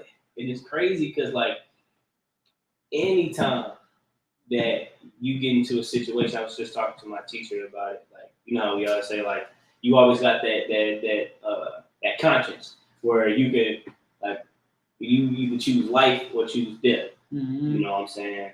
And like it's been times where there's angels. Like I know they're angels because they're not speaking like in the presence of like they the Most High. They speaking like, you really gonna do this to the Most High? Like you really just gonna turn on them like this? You really just gonna do this against them? Like, and I know they have to be angels. Like they gotta be angels because they not speaking like you gonna do this to me type of thing. They like you gonna do this against the Most High. So that means what we read is true. Right. And according to live according to the angels which speak within you is to be free. All right. All right. That's that first mind. That's that first voice or the voice of the Almighty, his messengers who carry his message. Make sense? Yeah. All right. Go ahead. Thou shalt live in freedom as a true son of Yah. That's right. Go ahead. And bow thy head only to the commandments of the holy law. Flat out. Flat out. So we're not tripping off what nobody else got to say. Or whoever videos and who mad and foaming at the mouth. Good. Good. I'm not a slave to them. See? And then what would be wrong with saying, you know what, I'm just gonna follow the 10 Commandments and that's it. All right. You know what I'm saying? All right. Then when he say like the holy law, that go without even contained in like the 10 Commandments. It's just like everything that's so listen to the voice of the Almighty. The voice of the Almighty. Listen to his voice. All right. He may look. The Most High tell you things that ain't even written down nowhere. Right. All right. Feed him. All right. Call that brother. Right. You see? Check on that sister. Love your neighbor. You understand? Like I'm like, so the holy law is the voice of the Almighty that speaks within you constantly. The law is your God. There you go. Come on, Ak, let's get it. In this way shalt thou live, that when the angel of death cometh for thee, thou canst stretch out thy hands to Yah and say, the communions I have received from thee for knowing thy law and walking in the paths of the angels, I have not neglected. Communion means you're in communication with the Almighty, right? Now, how many of us are in communication with the Almighty on the regular? You got to be real with yourself. You understand? I mean, people tell you all the time, get spiritual, brother. It's not your flesh and all that, right? That communion is actually in the Essene Gospel Peace. It's a practical guide on how to communicate with the realm of the Most High. Practical guide. You understand? And again, yes, once you open up and start communicating more, you'll be hearing from them more and more. Right. Especially you done got rid of the poison within your body. You stop throwing distilled spirits down your throat. You stop chewing on the dead flesh of animals. You understand? You stop smoking. You clear. You actually done cleaned his house. Right. And then you're not just doing your prayers, but you're actually communing. Right. Because the prayer is more like, not to cut you off, but the prayers are like you sending your message up to the Most High, asking him for things and stuff like that, requesting things. And then you get into your communion when you can actually get something back from him. You can get the answer. Yeah, you listening, you being aware, you in the present, you know what I'm saying? You in like the now. So you getting the information, like you pray, and then meditation is the answer. That's what it is. Meditation is that spiritual realm talking to you, or communion. Communion goes both ways. But meditation is because what is it to reflect on the word of the Almighty? It's meditate. I mean, his words are being replayed back within you, right? I mean, he's speaking to you at that moment. All right. And when he speaks, it's, you know, it ain't necessarily what's written down, brother. It's, you know, if you being inspired from him to do what's righteous and you don't do it, you're sinning against the voice at that moment. Go with the voice, right? Let go. It don't matter what nobody else got to say. You're not a slave, right? Don't matter what nobody else got to say. I'm led by his voice to do this. I'm going to do it. And look, after they look at you crazy, what then? All right, so what? Embrace it. They thought all these men was crazy, these brothers and sisters. All right? Hey, the world should think you crazy. You're opposite of them. You shouldn't. The world shouldn't think you just normal and some regular old guy. No, here he come again. Him right there. Yeah. Like, anytime I go to school, it's crazy. It's been happening since I was in 9th grade though. Like preaching and stuff, people just always like call me preaching man. That's all they call me. Yeah, they should think you. They should think you crazy. You're not normal. You're not supposed to be normal. Not normal according to the ways of the world. Exactly. All right, where we at? Doc? Let's get it. I have not dishonored thee by my acts. See how I have used the eye which seeth within. Have I ever blamed thee? Come on. Have I cried out against that which hath befallen me, or desire that it be otherwise? Have I desired to transgress thy law, that thou hast given me life? I thank thee. That's right. I thank you for giving me life, Most High. Go ahead. For what thou hast given me. That's right. So long as I have used the things which are thine, I am content. Ask yourself, are you content? Content. You know, you should be content. Having food and raiment, be content. Godliness with contentment is great gain. Psalm 37 chapter. You should be content. What's wrong with living a simple life? What's wrong with that? You know, before we came into this, I had found myself saying it a lot. Like, you know what I'm saying? Like, I'm content. You know what I'm saying? Because it's just like other things in the world. I mean, it's good to have skill sets and stuff like that, but it's like school. I'm like, yeah, it's just like I'm like my life is really based on other things. And right now, as long as I get these things accomplished, it's like, okay, well, what else is there? I'm cool. Man, the more look, once you realize every morning when I lift that head up off that pillow, you understand? I got the kingdom of heaven. Exactly. Like you're already rich. All right. Man, these men out here that got skills and all that. You understand? Look, but too much business corruption. Because that's what you'll be focused on. All right. So again, trip off this. The more you crave, the more you're gonna suffer. The more you desire the things of this world, the more suffering you're gonna do. Because you're gonna adopt the mindset of whatever I gotta do to get it, I'm gonna do it. You know, it was somebody that actually they said something to me, and I was gonna start. It's like some affirmation, and they was like, instead of to change your way of thinking, they say, you know, you get up out of bed like now, you know, I gotta go work, I gotta do. He said instead of saying I got to, say I get to. So every single thing you say I got to do, change that to I get to.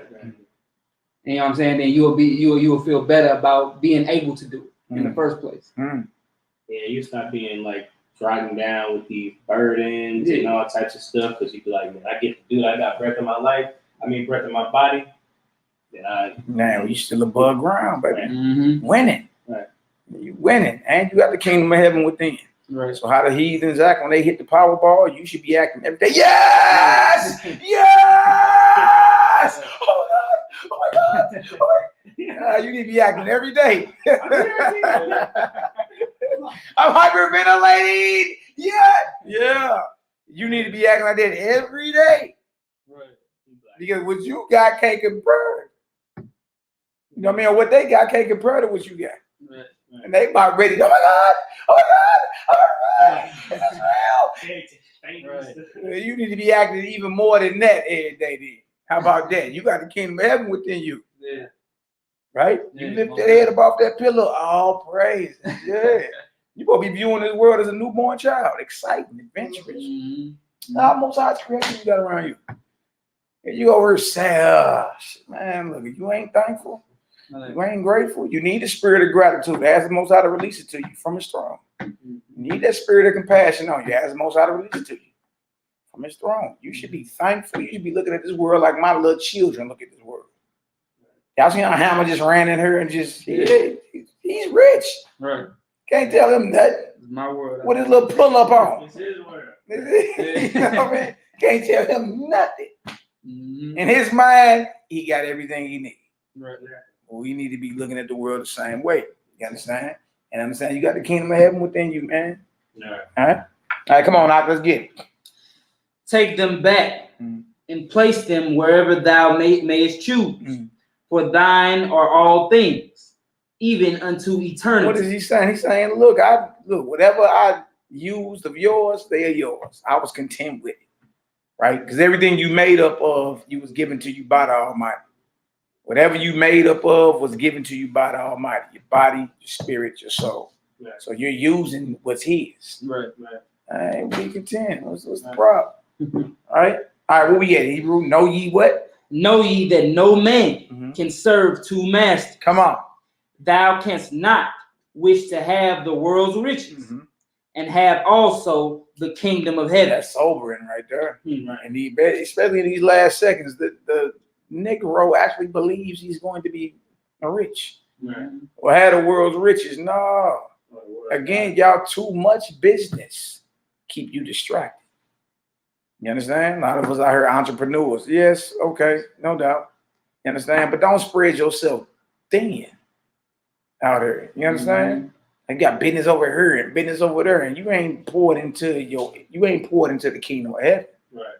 All right. The more you commune with the spiritual realm, which is the kingdom of the Most High, which is within, the more you build that temple of His within, His dwelling place. Right. All right, you gotta get the building. Now, how you gonna focus on building His temple within, and you so busy everywhere else, chasing the bag?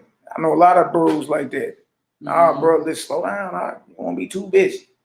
All right, yeah. You know we gotta take care of what's around us naturally. Yeah. All right, but our first priority is the kingdom of heaven that's within. Right. All right, we need to be focused on building the temple of the Most High that's within. All right, period. Everything else falls into its proper order. Period. But you can't have too much. You can't hope to have the world's riches and the kingdom of heaven. It don't work like that.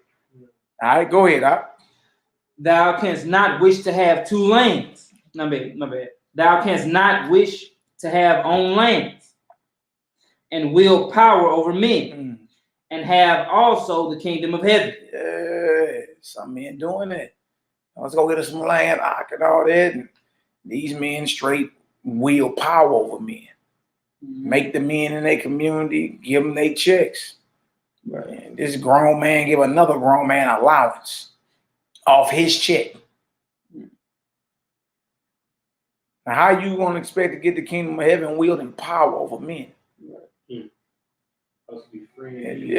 it's pastors out here that's doing that in this Israelite movement, or shepherds. Now, I'm the shepherd over about 10 communities. Come to find out, all these communities pay you. They go to work and give their money to you. And you give them an allowance. You need to go buy yourself some drawers and some tank tops, do you? Here's $30, go to Walmart. Nah, it don't work like that. What you mean? You can't wish to own lands and wield power over men and have also the kingdom of heaven. It don't work like that. Right.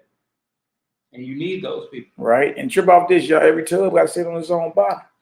Encourage brothers to be better men and all that. Yeah. But no, I don't need your money. I don't need your land. You understand? I mean, we can bring our resources together and help feed, clothe, and house the flock of the Almighty. Heal his flock. But as for me having control over what you got, I'm good. Kingdom of heaven's within.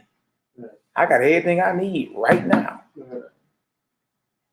We all had that mindset. We be powerful and unstoppable out there.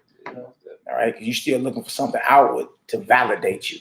Right. You're looking for something outwardly to validate what's within.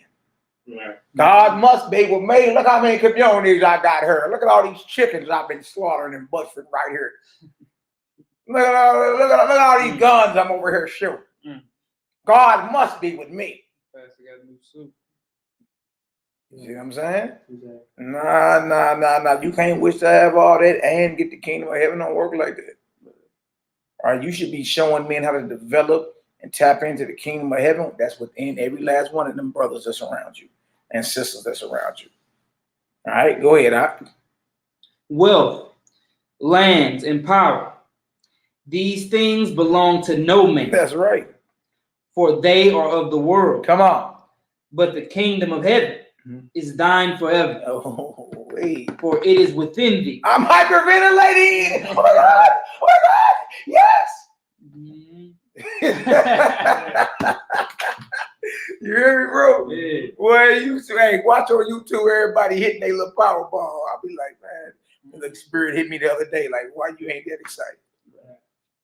Why you ain't even more excited than them and they just want some fiat currency? It's like on Friday. Something like that actually happened to somebody before though. They said she died right after she found out she won. Yeah, and then yeah. So it's messed up how she went out. Yeah. That's what I'm saying. Yeah. Yo, folks, I was dealing with me the other day. Well, you need to be even more excited than that. How you around her sad, agreeing to depression and all that. Right? And you got heathens falling out because they won $8 million. Oh my God, Mom, oh my God, is it real? Is it real? Yes, Becky, it's real. I'm hyperventilating. My sister asked, she was calling people in the family, asking them what would she do if she hit the Powerball. And they like, we rich. I'm like, we rich. She asked us, like, well, me and my sister, like, what we gonna do? She was like, well, yeah. My sister was like, well, yeah, I'm gonna have some money. You gotta have a lot of money and stuff like that. And then like, hey, look, I'm rich as within and stuff. So. That's what he said. He said, but the kingdom of heaven is yours forever, for it is within you. Right? That's eternal. That man, focus inward. Our focus is on the wrong thing. Right. No matter what's happening outside. Dang, you in the news. Yeah, I mean, I check it out. You know what I'm saying? Prophecy being fulfilled. All right. But I'm right back to focusing inwardly. I ain't got no time to be allowing the news to make me sad. You understand? Man, you can see that's why everything always falls. You know what I'm saying? Every organization, every kingdom. Because it's like ain't none of y'all, whether like I said, whether it be from kingdom, workplace, or organization, corporate system, everything falls because ain't none of y'all like-minded. You know what I'm saying? So yeah, that makes a lot of sense. But if you build that kingdom and all of y'all have that kingdom before y'all even build it on the outside, all y'all got it on the inside. So y'all, you know what I'm saying? We know what's gonna happen. We know how we're gonna keep everything steady. Everybody knows the same exact thing. You know what I'm saying? We got this spiritually before we bring it to the physical. Absolutely. And that's how there be peace. Because if you find out that the kingdom is within you, all these nations that's fighting against, all these kingdoms that's fighting against each other, like, what are we fighting for? What are we fighting for? What are we fighting Our for? kingdom is nothing compared to the kingdom that's within us. It's within. All right. Shiach came and taught you these things. These are deeper teachings or hidden teachings. All right. The kingdom is within. But it didn't make sense that the saints gonna teach the world and stuff like that, and there's gonna be peace when we start teaching the world, because it's gonna be that the kingdom is within us. That's right.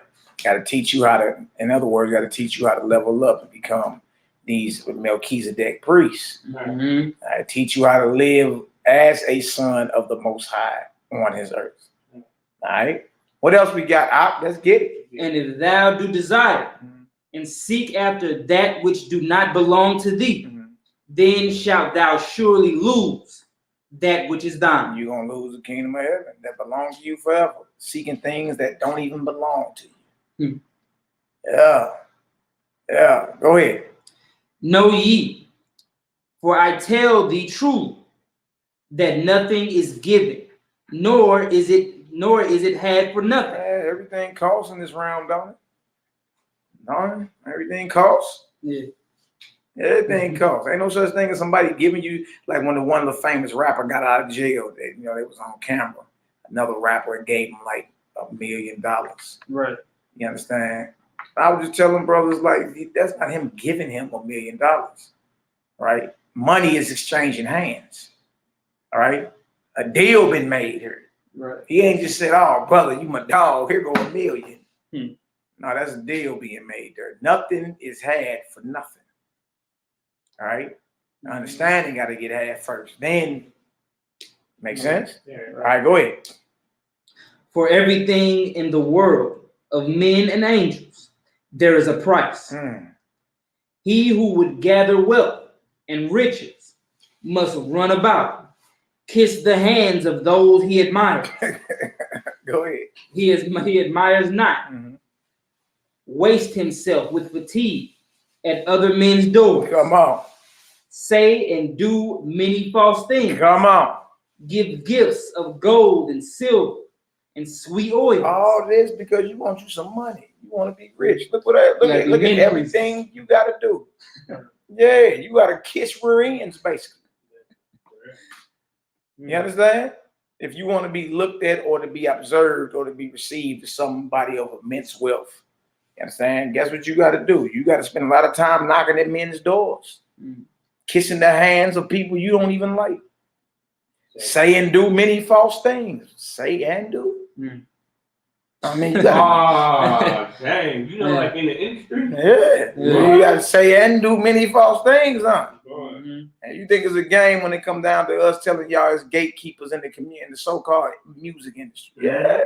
Definitely is. Now you somebody that's led about wanting to be a man of immense wealth, you want to say and do many false things. Very cool, though. Understand? So that means what the Messiah was uttering is real. It's real. All right? This got to be real because you see what men are doing now. All right? What else to say, huh? All this and more must a man do to gather wealth and favor. Wealth and favor. I was doing that back then. Oh, wait. All right. Go ahead. And when thou hast achieved it, what then do thou have? Right. You were just saying it earlier. Like once you achieve something, you still be like, all right, now what? Right. You done went around and kissed everybody rear end, knocked at everybody's door, said and did things that were false. all because you are led by the spirit of mammon. Right. Right? To be known as somebody of immense wealth. Watch this. Go ahead. Will this wealth and power secure for thee freedom from fear, and a mind at peace? Come on. A day spent in the company of the angels of the earthly mother? No, none of this immense wealth will do any of that. You understand? That's one thing that the same gospel peace show you. It show you how to quiet your mind.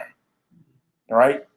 How you in this truth and you commune with the spirit of the Almighty and you having that anxiety attack, panic attack, right? In other words, y'all, what we believe and what we have received, man can't buy it. Men of immense wealth can't buy this. Nah, go ahead. A night spent in communion with the angels of the Heavenly Father? Come on. Do thou expect to have for nothing things so great? Come on.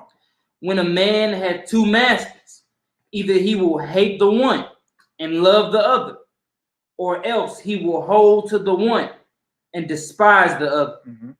Ye cannot serve Yah and also serve the world. Absolutely. Go ahead. Perchance thy well goeth dry. Come on. Precious oil is spilled. Come on. Thy house burneth. Come on. Thy crops wither. Come on. But thou dost treat what may befall thee with wisdom and love. Come on. Rains again shall fill the well. There it is. Houses can again be built. Come on. New seeds can be sown. Come on. All these things shall pass away. Come on. And come again. Come on. And yet again pass away. Straight up. Everything come and go. That's right. That's right. Here you go panicking over it. Go ahead. But the kingdom of heaven is eternal and shall not pass away. Do ye not then barter that which is eternal for that which dieth in an hour? Don't trade the kingdom of heaven within for the world that is without. Right? It's going to die in an hour. How you going to barter that which is forever for something that has an hour lifespan on it? Compared to the Most High, this world is ain't nothing but an hour. Y'all see that? Oh, wait.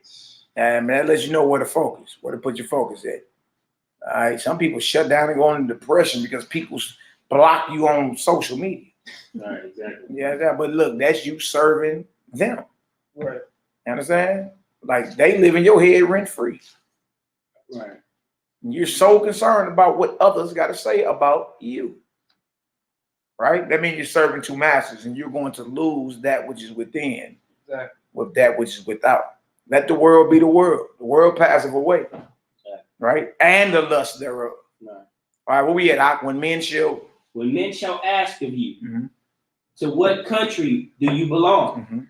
Say ye not that thou art of this country or that, for of truth it is only the poor body which is born in one small corner of this earth. You hear that? This whole entire earth is yours. You from the kingdom of heaven. Yeah. All right, and look, holy wars are fought over boundaries. Holy wars are fought over ideologies. Yeah. Right, but notice what he said. Only the poor soul. What did he say? What he said? Only the poor body which is born in one small corner of this earth. Now here you go bragging. I'm in Ban Yahweh, Ban Yasha Allah. Huh? Yeah. Ban Zabalawan. Ban Yasha Allah. Ban God. Ban God. Come on, man. You understand? This thing's starting to get comical, eh? Yeah, it is. It's starting to be. I'm telling you, it's been comical, right? Yeah, comical. Real trendy. All right. Right. Real trendy. You got everybody saying it. I know that's what I first wanted to learn. I wanted to learn. I used to see brothers standing in line. They were like, some, Ban Yahweh, Ban Yahshua. You got to salute in. Yeah, I'd be like, you got to salute in. But again, look how, I mean, you know, that's kindergarten stuff. Right, exactly. That's what you learn when you first, you know, you got to have your name badge on, your name tag, you know, You gotta have your, your parents' contact information in the backpack. Right. Because you're a little child. You don't know no better. You see? When you gonna graduate? Well, we Israelites, absolutely. Yeah, we the children of the Most High, absolutely. You understand? But when you gonna graduate? When you gonna level up? When you gonna see things through the eyes of angels? When you gonna have the thoughts of the angels? When you gonna have the actions of angels? When you gonna have the words of the angels? Right? They're your brothers after all, correct? Right. And then when you read certain book of the Psalms, it tell you that the angels are here to do service unto you. Right. How they gonna do service unto you when you still in kindergarten, going over your ABCs? Exactly. You've been teaching the same thing since 1994. Right. Boy, you still on your ABCs? Right. And your 1, 2, 3, I'm talking about the little dotted lines that make you trace Right. the A out, Yeah. the capital A and the lowercase a. I've been doing this I've been learning this since 1994. That shouldn't mean you ain't grew nothing. You ain't grew.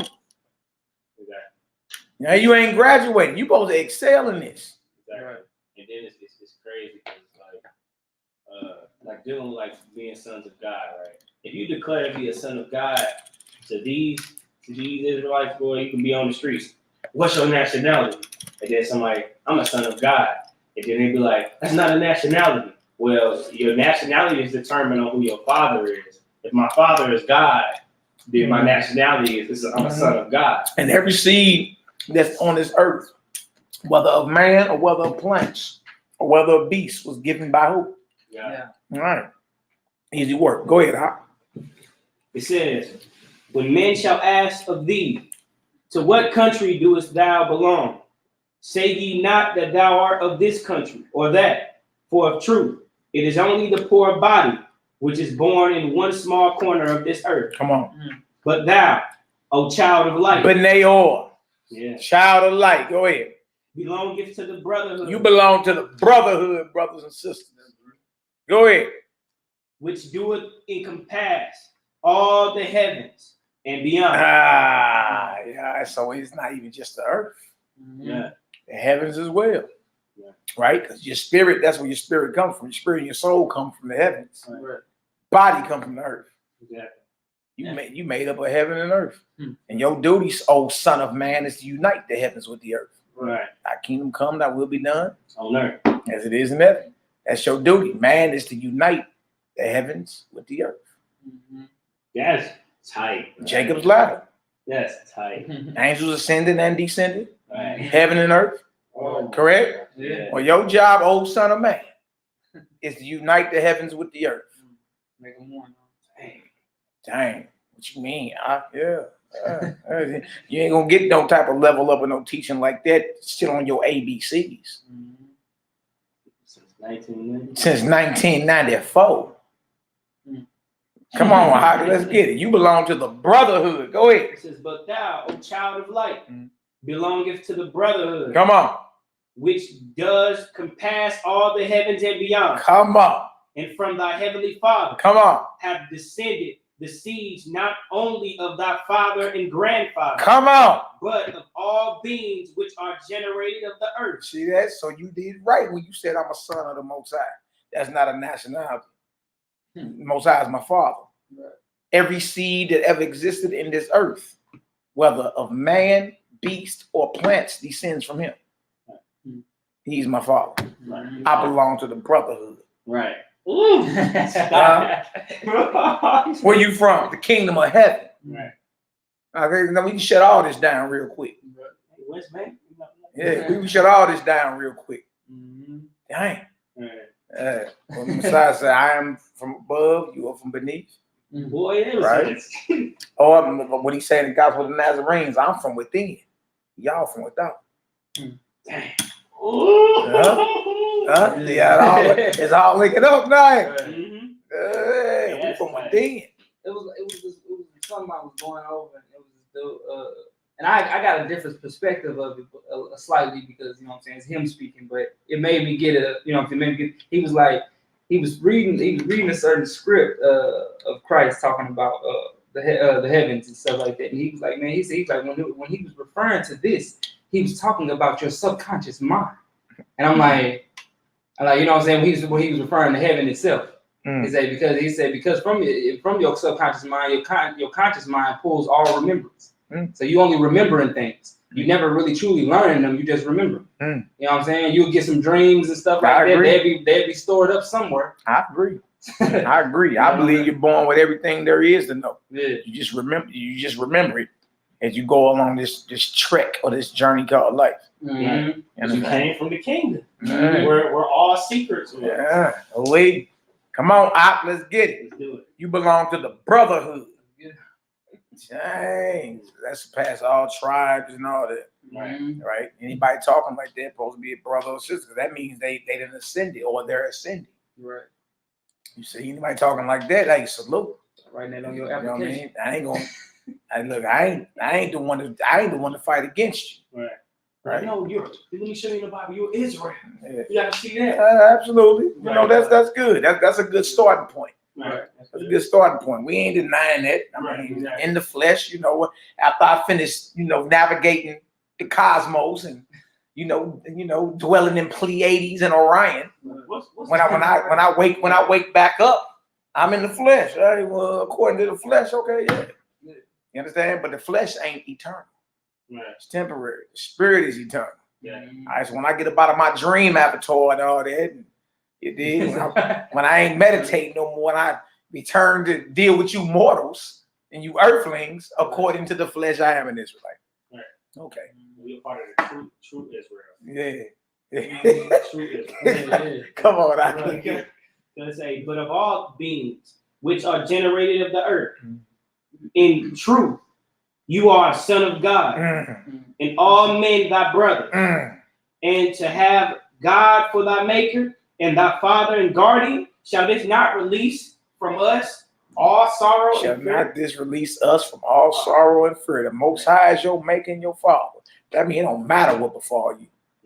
That's it just came to my mind. That's true holiness, like true separation. True separation is to finally come together with all things in the first place. I'm like, that's as soon as you read that, I'm like, that's true separation. Like to really separate yourself from the world is to become one with all things. Like when you finally know that everything, you know what I'm saying, all life is my brother and my sister. Ain't guardian of this earth. What's going on there? Right. Brothers sound like you're going off. What's going on? But the earthling will believe that. Think that. You understand? But look, this is what it is, y'all. Exciting to me, very adventurous. Very exciting. That's your brother. Hey, your father's his maker. Right. Come on, let's get it. It says, and all men. Okay, it says, therefore, I say unto thee, take no thought to store up worldly goods. There you go, hoarding everything and stacking it. You understand? Like, where your mind at for real? Take no thought to store up worldly goods. All right, y'all, it's not going into preparation. It's going into the hoarding mindset. You understand? Like, think about all the rich banking families of this world. All right? Listen to me. With 1% of their wealth, they can cure world poverty and homelessness with only 1% of their wealth. Yeah. You understand? They've stored up the worldly goods and possessions. You understand? You mean to tell me all these resources that you're raping off the continent of Africa, all the oil, all the gold, all the diamonds. You understand? You mean to tell me none of that can be spent back into rebuilding up its infrastructure? You mean to tell me out of all them resources, right, that you have put a dollar sign on world over, just coming off the continent of Africa alone, y'all can cure poverty and homelessness 100 times over in this world. Whether you poor in Russia, Siberia, whether you talking about you down in the Congo dealing with Africa, whether you talking about the poverty that's going on in the Arab countries and all that, whether you talking about what's going on in the ghetto for sure here, whether you talking about the third world countries like Guatemala and down in South America and Central America, it's poverty worldwide. We do know this, don't we? Right. All right, well, y'all, trip off this. The reason why our people or people in general are in poverty, homeless, and are not eating is because the world powers that be, who own the wealth, who own the land, who control men and land and wealth, like he just said, and said you can't have the kingdom of heaven, right? Because they storing all the good resources up. Right. Well, guess what? None of them making it to the kingdom of heaven. They won't get the kingdom of heaven. Right. Exactly. Because you can't have this world riches and hoard and have power over men and lands and get the kingdom of heaven. It don't work like that. You already got your rule. They who the master was talking about. Exactly who he talking about. All right. And any of us who think we can even mimic that type of mindset. Right. All right. Look at this. So therefore I say to you what? Take no thought to store up worldly goods, possessions, gold and silver. For these bring only corruption and death. They only bring corruption and death. That's it. All right. Go ahead. For the greater thy hoard of wealth. Come on. The thicker shall be the walls of thy tomb. Y'all hear this? The more money, the more wealth you stack up, the thicker the walls of your tomb gonna be. So that means all that wealth means what? It don't mean nothing. If you just mean to tell me I got a thick wall for my tomb, that's what I got rewarded. Where my dead body is at. I got a thick wall for my tomb. That's my reward for hoarding wealth. You know what I mean? And you didn't take that and use that to really affect change in this earth. You see what I'm saying? The wrong people got control over the resources. Because you should be aiming to feed, clothe, house, and heal the flock of the Almighty. You understand? To reverse the curse that then devoured this earth. Right. Reverse the curse that devoured this earth. Absolutely. Absolutely. You heard it here first. But yeah, that's what you should be aiming. That should be in your prayers every day. Most High give us the resources. I don't got no problem living a simple life. But I would love to go all over the Most High's creation. Feed, clothe, house, and heal this earth. I would love to. You understand? Get everybody on what we own and look, transitional living until the kingdom of heaven becomes a reality in this earth. And yeah, that's going to make a lot of powers that be mad. We're going to be going to war on a major level, dealing with the forces. But if the Most High is for us, who can be against us? Yeah. Wrong people got the resources. Because if I get the resources, it's over. Yeah. But you know, we working. Right. I gotta take that. That just was in my mind. First, the curse that devours. You know, you heard it first here. You know what I mean? Heard it first here, brother. Let's do it. All right, so it's about what he said again. For the greater thy hoard of wealth, the thicker shall be the walls of your tomb. Go ahead, Doc. It says, open wide the windows of your soul and breathe the fresh air of a free man. That's right. You look, are you free or you a slave?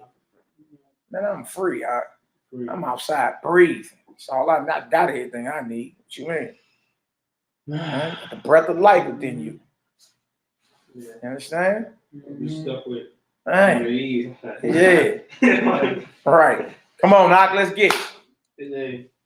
Why take you thought of raiment? Consider the lilies of the field, how they grow. They toil not, neither do they spin. And yet I say unto you that even Solomon in his glory. Hold on. Solomon in his glory, right? Oh, wait. Solomon in his glory. The glory. All right, Solomon in his glory. Go ahead, Doc. Solomon in his glory was not arrayed like one of these. Why take you thought for nourishment? Consider the gifts of thy earthly mother, the ripe fruit of her trees. You over here worrying about what you're going to eat. You understand? Fruit trees all over this earth. Go ahead, my brother. Consider the gifts of your earthly mother, the ripe fruit of her trees, and the golden grain of her soil. Why take you thought for house and lands? A man cannot sell to you that which he does not own. That's real. Dang. You dig? I mean, we out here getting swindled. Come on, we buying all this stuff. You don't own that, man. True landlord is the Most High. Lord of the land. Says, a man cannot sell to you that which he does not own. And he cannot own that which already does belong to all. Yeah, this belong to you. It belong to all. How you get acres and all types of That's why these corporations are gonna be utterly destroyed by the Almighty. These corporations / governments that drew up these fictitious boundaries and oppress the poor of the earth and all that. Most High is going to destroy these devils.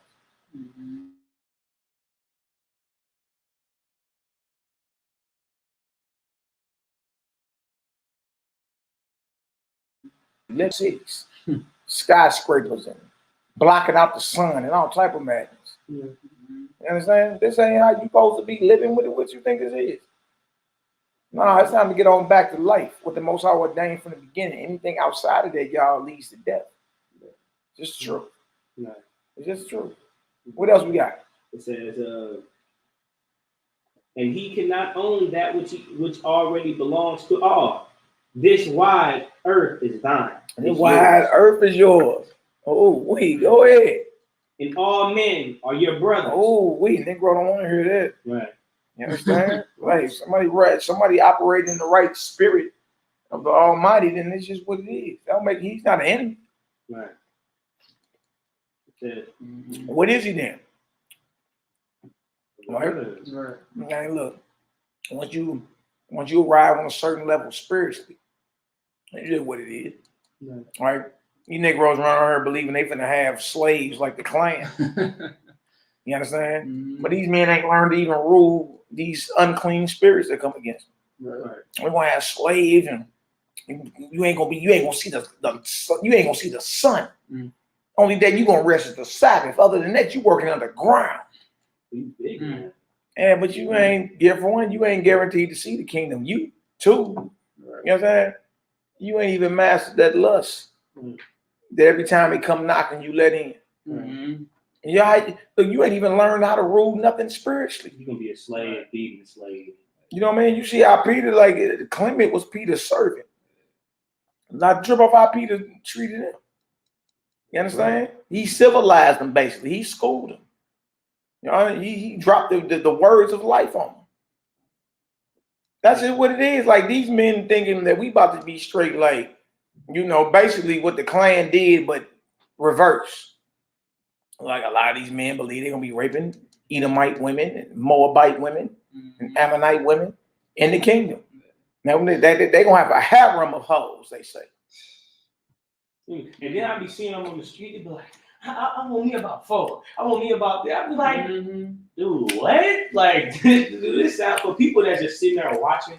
Like, only a lust-filled man would just be like sitting there watching, like, yeah, that do sound good and stuff like that. I mean, they probably, man, look, you just look. How are you gonna mimic that which you abhor? Right. You ain't doing nothing but copying what the heathen did to us. Right. Now, would that be judgment? Yes, judgment is coming. Somebody's not saying judgment not coming.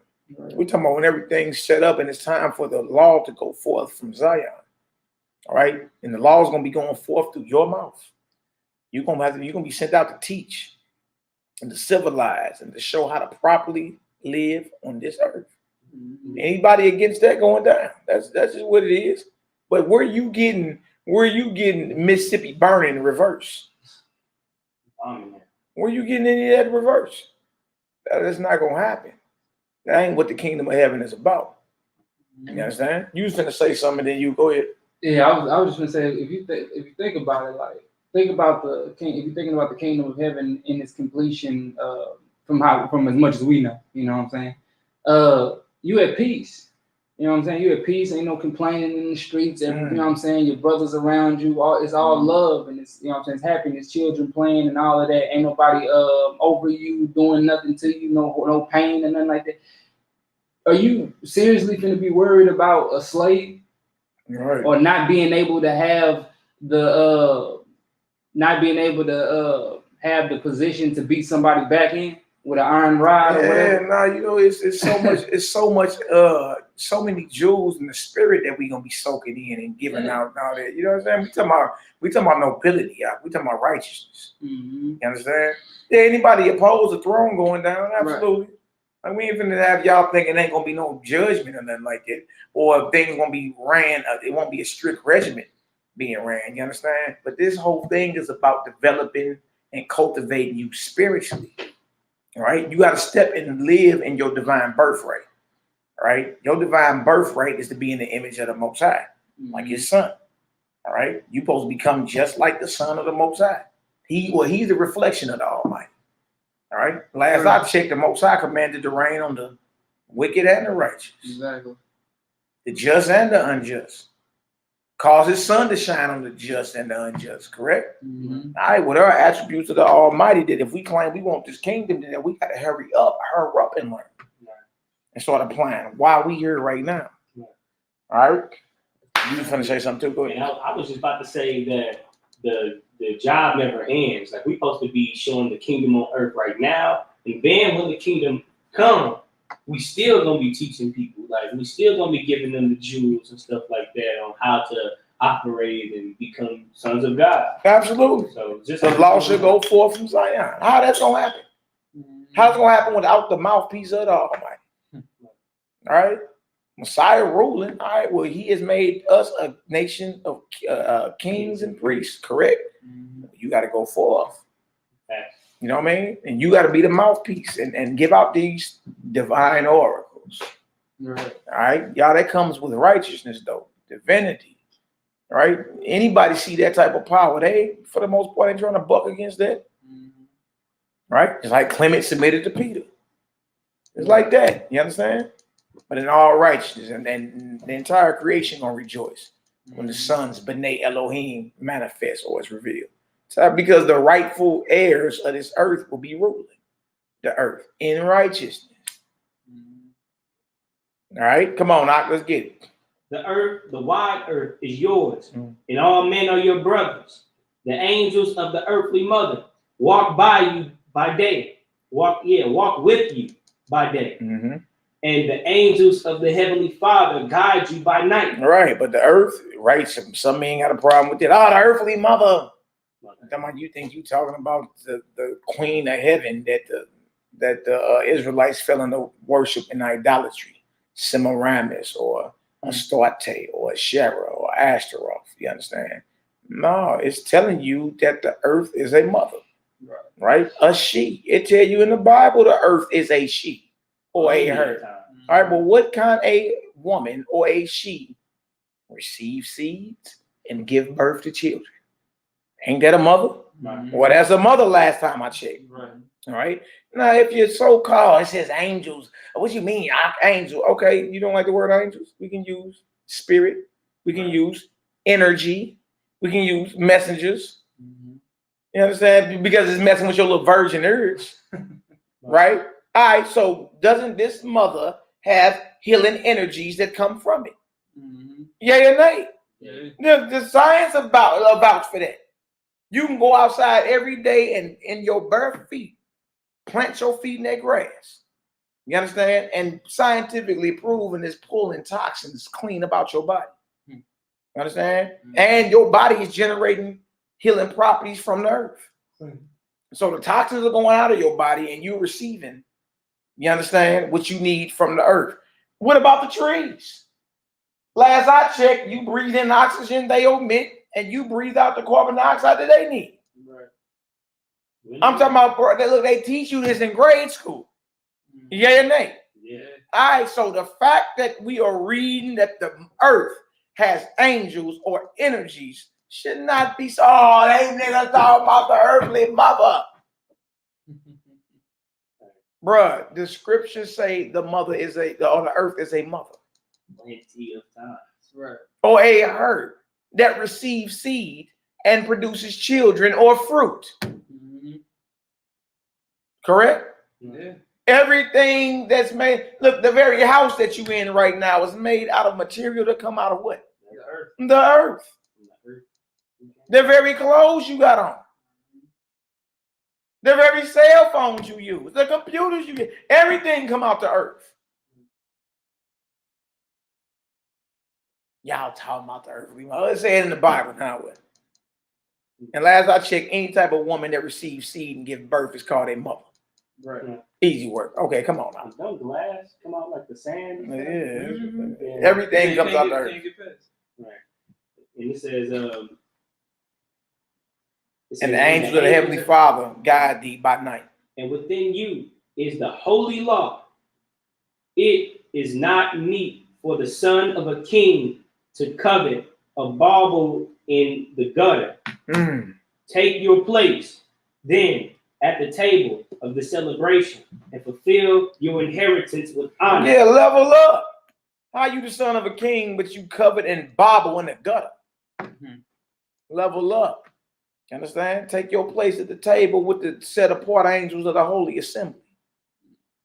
They're your brothers, ain't they? Level up. Dedicate these vessels completely over to the Almighty. Y'all done heard something sinful yet? No. No. That's all I'm saying. I was like, hey, what's really going on there? All right, go ahead. For in Yahweh we live and move and have our being. In truth, we are his sons, and he is our father. Come on. All praise. He only is free who lives as he does desire to live. Yeah, you know what I mean? He ain't got nothing holding him back. Free. All right, you're not attached. All right? You can live how you want to live. That brother's free. Mashiach lived like that.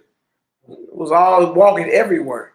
It was, oh, y'all, I got to get on back. I got to go to work Monday.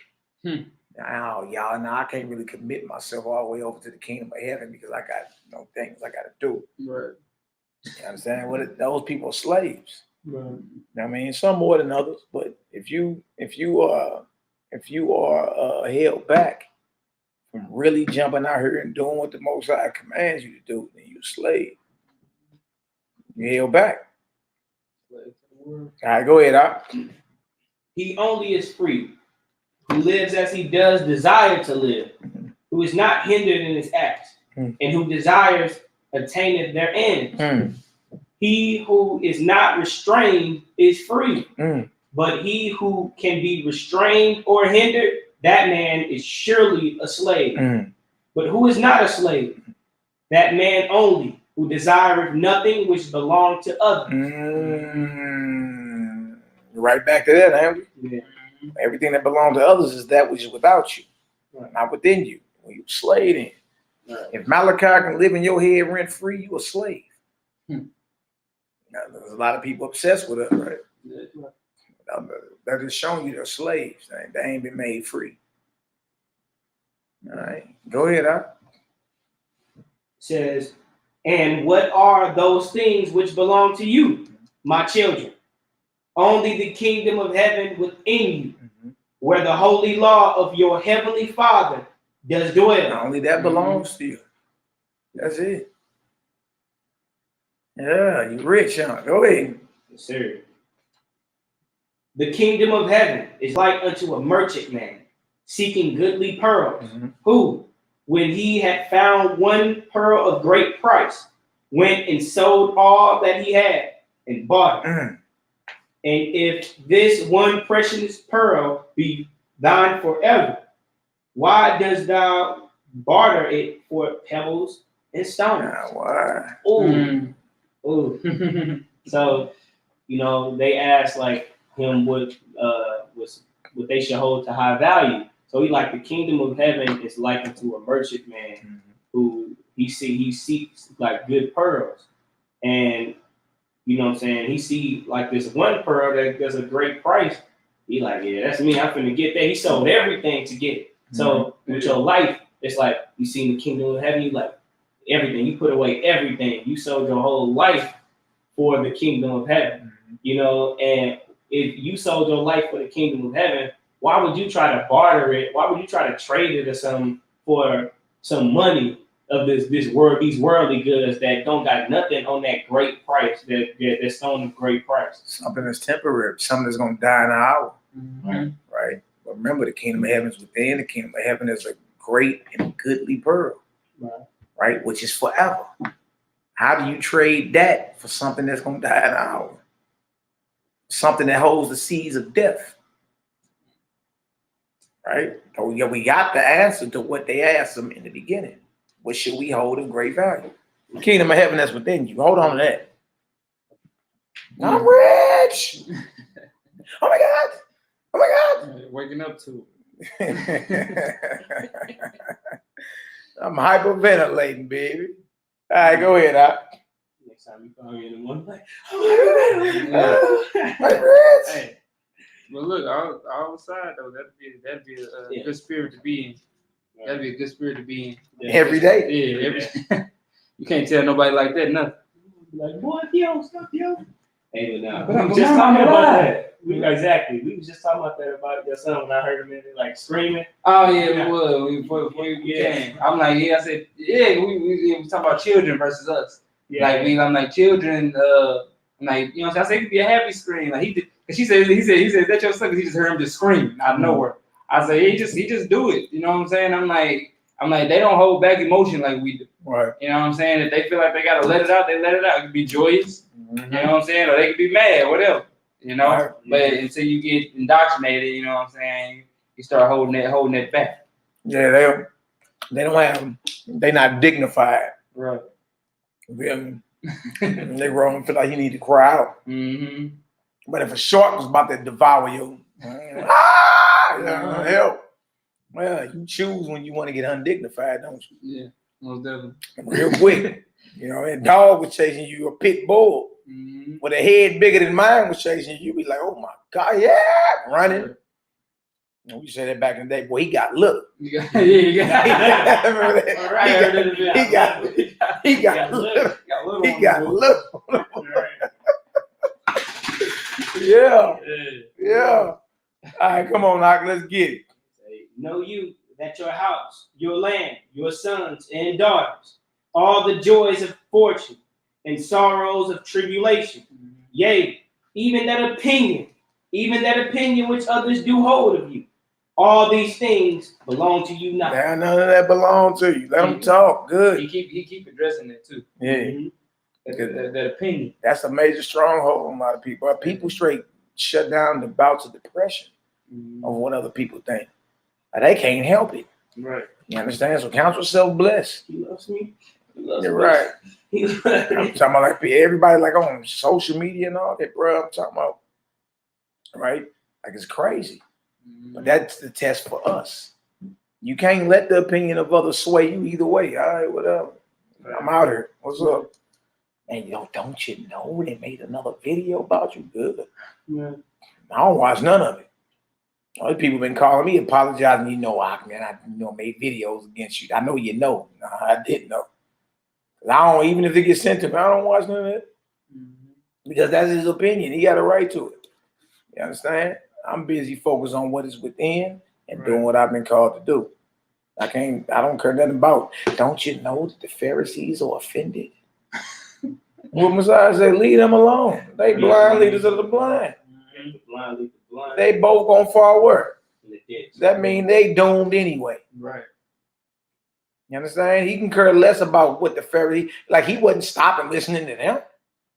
They would come listen to him and try to catch him up in his words. Right. Don't you know the Pharisees over there talking about you again? So what? No, man, he on his mission from his father.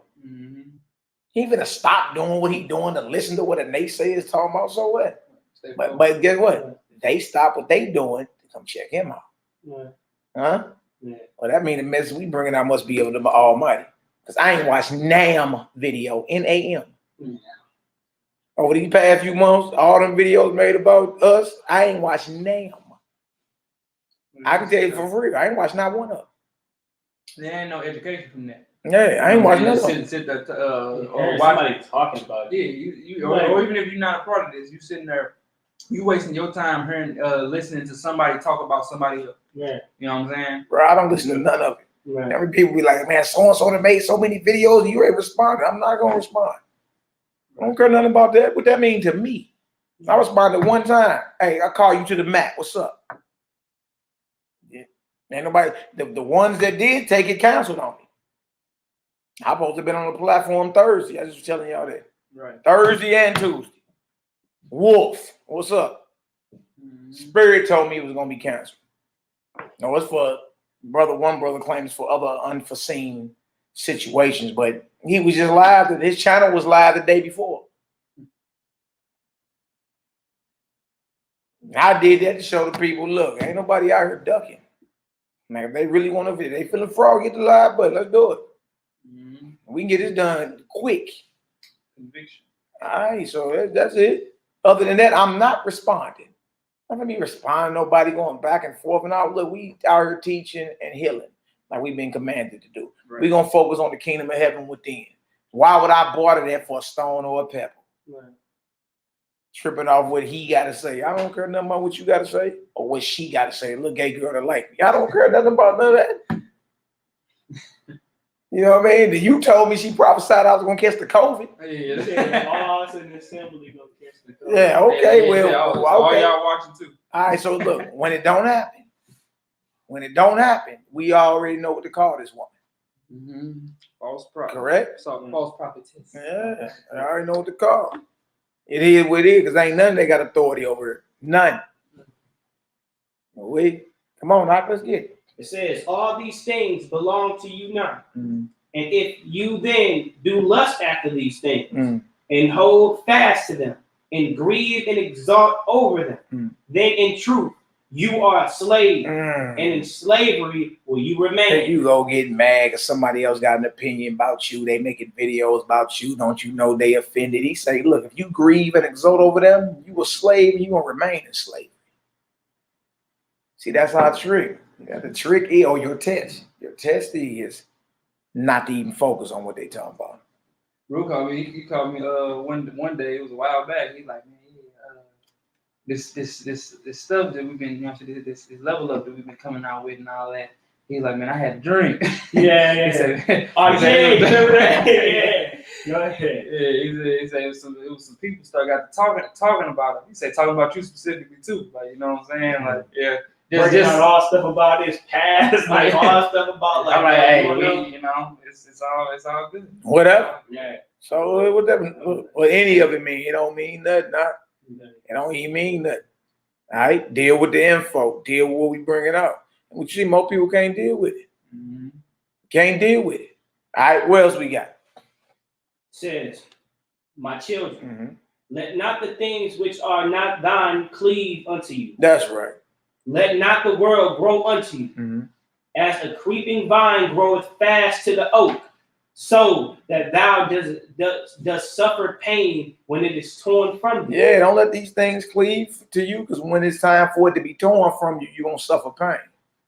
Nah, the world can be the world. Let them have it. Let the world be the world. We ain't tripping off what the world talking about. It means absolutely Nathaniel. Nothing to us. All right. Last one for the Essene Gospel of Peace. We on page 115. Yes, sir. All right. Naked earnest, thou from thy naked earns that you from your mother's womb, and naked shall you return thither. Yeah, you came naked from your mama's womb, and naked you're going back into the earth. Right? Go ahead. The world giveth, and the world taketh away. Come on. But no power in heaven or earth can take from you the holy law, which does reside within you. See? Because that's yours. That's yours. Don't get your name blotted out. Focusing on all these distractions, occurring with somebody else got it. I don't even care. I actually be smiling like, oh, okay, I'm pissing off the right people then. Hey, all right. I like being against everybody. It's all these niggas lined up again. I see more body bags. The truth. You know what I mean? That's what I see. I don't care how many. It can be 1 million Israelites lined up against what we talking about. Right? I rest well knowing we're not teaching sin. Right? We talking about life and life abundantly and healing and, you know, having the thoughts of angels and the words of angels and the walk of angels, the actions of angels. That's what we talking about. You understand? I challenge you to stop chewing on the dead flesh of animals. Stop throwing distilled spirits down your throat, that death trap. You understand? And unblacking them lungs. Or the breath of life said that. Yeah, so I sleep well knowing that we point people toward what's righteous. Right. Absolutely. Absolutely. And I'm thankful for it. So it don't matter if it's $1 million. Man, look, I see more body bags. Didn't I tell y'all in the beginning? Hey, they gonna leave taking head counts. You know how many people? It's so many people have turned away and apologized. Say, brother, one sister I didn't even know. Some other sister named the boy. I don't even know the sister. Something like that. She was like, I made a public video against you. She emailed me and told me I took the video down and I'm about to publicly apologize to you. Yeah, all praise the sister. It's all good. I think I know you. All praise to the Most High. You know, hey, I didn't even know you made a video because I don't watch none of it. I don't watch none of it. You understand? But she emailed me. Sister straight emailed me. It's like, I'm apologize to you. You know what I mean? And I'm convicted at speaking against you. Say, look, all praise. It's all good, sis. Now you stay focused. All right? Keep doing what you're supposed to be doing out there. All right? So know what to say right there, though. But no power in heaven or earth can take from you the holy law, which does reside within you. All right? It resides within you, meaning it's written within you. The big mystery is what? You are the book. You the book. Right. You the book. The words of the Most High are written in you. That make you his book. You tripping off what go through a printing press. Man can manipulate that based off whoever in power, based off their own agenda. But you can't manipulate the word of the Most High that's been speaking with you since before you can remember. That's why no man need to teach you. But y'all, we just fellowship. We get together and glean off one another. That's it. Right. Ain't nobody need to teach you the bunch. You got the basics. You know what it is. We need to teach you. You know what time it is. Right. You know how to listen to the voice of the Almighty. You know what I was convicted on that. What I said earlier, you better follow it. Yeah. Hey, if you're convicted by it, you better follow the voice, brother. Would you want me to give you 1,000 precepts on why you shouldn't follow the voice? No, hey, brother. So when I'm convicted, I'm speaking. I'm gonna follow the voice. I advise you the same. Y'all heard something simple? Nah. Hey, it's what it is, brother. All right, come on, let's get it. Naked earnest thou from thy mother's womb, and naked shall you return thither. The world giveth, and the world taketh away. But no power in heaven or earth can take from you the holy law which does reside in you. You may see your parents be slain, and from your country mayest you be driven. Then shall you go with a cheerful heart to live in another. Yeah. Right, well, next place. Messiah told you that. They persecute you here, get out of here. Right. Pilgrims. Right. Pilgrim in the earth. Here you go, so attached to your own little zone, your little city. I'm faithful to STL. No, I'm not. Heard nothing about none of that. It's time to go. It's time to go. The west side. Yeah. I know a brother my age, boy, ain't never been off the west side. Yeah. You know what I mean? Even matter of fact, he a couple months younger than me. Stony blood. You know what I'm saying? This brother's never been off the west side ever. The furthest he ever been up from is Wabata. You understand? Everything on back down, Terry, St. Louis Avenue, Roosevelt, Labadee, like up in that area right there. That's where he had Maffitt, right? But when you get all the way up to Wabata right there, which ain't that far, you can walk there within a few minutes. Where my granddaddy house is. You dig? He don't even go that far because who he call the ops is right there. Right there. When the flag changed color. You see? And you confined, you trapped, you a slave. You understand? He tell you right here, if you dripping from your country, go to another one. All right? You a refugee in this earth anyway. Right. All right? You belong to the kingdom of heaven. Go ahead, Al. Then shall you go with cheerful heart to live in another, and look with pity on the slayer of thy parents, knowing that by the deed he doeth slay himself. Yeah, y'all. Bullets boomerang. Bullets boomerang. Indeed. Whoever kills, whoever sheds innocent blood is murdering themselves. They're committing suicide. Right. I mean, y'all forbid you gotta lay somebody down for protecting, self-defense. That's something totally different. That's not innocent blood at that point. You understand? But if it's you done murdered somebody, you done shed innocent blood, yeah, Yeah. He shall avenge his shape. Hey, I mean, those things boomerang. Those things boomerang. You understand? Blood will be required of you. It's that simple. All right, so that's what he's saying. Your parents have been slain. Whoever slew your parents killed himself. Because to murder anybody is to commit suicide. All right, you on borrowed time.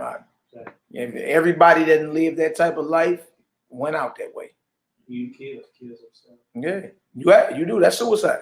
All right, go ahead. Says, knowing that by the deed he does slay himself, for you know your true parents, and you live secure in your true country. For your true parents are your heavenly father and your earthly mother. There it is right there. Yeah. There it is right there. That's the truth, though. You know, that's the deeper level to honor your father and mother in the Ten Commandments. What if you don't got a physical father and mother? What if they're dead? How do you honor your father and mother? You see what I'm saying? It's the higher understanding of honor your father and mother is honor your heavenly father and your earthly mother. All right? None of y'all should be into littering, any of that. You see? I ain't talking about what's biodegradable. Of course, you can throw fruits and all that back outside in the grass. No, I'm talking about littering. I'm talking about the fracking that's going on. I'm talking about the oil spills. You know what I mean? I'm talking about the pollution of the air and all that. Like, we should be against all that. The murder of these innocent creatures. We should be against all that. You understand? Big corporations make big bucks based off all that. All right, come on out. Let's get it. And your true country is the kingdom of heaven. That's right. Go ahead. Death can never separate you from your true parents. And from your true country, there is no exile. Ain't no exile from the kingdom of heaven that's within you. What you thought this was? Go ahead. And within you, a rock which standeth against all storms is the holy law. Come on. Thy bulwark, and thy salvation. Yeah, the holy law, the law of the Most High. You understand? Which is the eternal Torah we talking about here. Make everybody understand. All praise and glory now to the Most High. Hold on one second. All right, bang, bang, bang. All praise. I see y'all in the building. Y'all get some understanding so far? Give me a 7 up in the chat. All right. Talk to me, brothers. I know y'all. I know them creative juices flowing. Talk to me. Oh yeah, this just makes you really live as like Christ, because when he was on this earth, he wasn't worried about the things of the world. That's why he was made like the exact opposite of the things that was of the world. Like he didn't have the riches and stuff like that that you see in the world, the worldly riches. I mean, the worldly goods per se. But he had spiritual riches. He had the kingdom of heaven, which was in him. He had he had everything that he needed. Like he taught his disciples and taught everybody he was teaching to be content with what you see right now, which is the kingdom of heaven within you, and the stuff that is given to you by your heavenly father and your earthly mother. He taught you how to not worry about what you was gonna wear or what you gonna eat, because just like how the fowls and the sparrows of the air and stuff like that, they're taken care of. In the same way you're going to be taken care of, and how like greater are you than a bird, you know? And the Most High take care of a bird. Don't got to worry about if he gonna sleep or not. He don't got to worry about day to day what he gonna eat or paying his rent. Like the earth is his. You know what I'm saying? That's why you see David like, man, I wish I could fly like a bird. Like what I'm saying? I wish I could be in there like a bird or whatever. And they're free. They don't worry about the only thing they don't even be worried about it really. It just happens. Like if a hunter trying to shoot up in the sky and shoot them, they still ain't worried about it. It's just like it just happens. Just something that's without it's without them. So they don't worry about the things that's without them. Right. So the same thing goes to us. Is that focus on the kingdom of heaven that's within you and live like none of this stuff, like, what is this phone? What is this? My house that I have. All these things, my phone can break and I can never have it. Right. I can somehow never have any money to pay for it to be fixed. My house, a tornado can hit it or something like that. And it can, I don't have a house to live in. But what do you do from then? Like, you don't go like, what should I do now?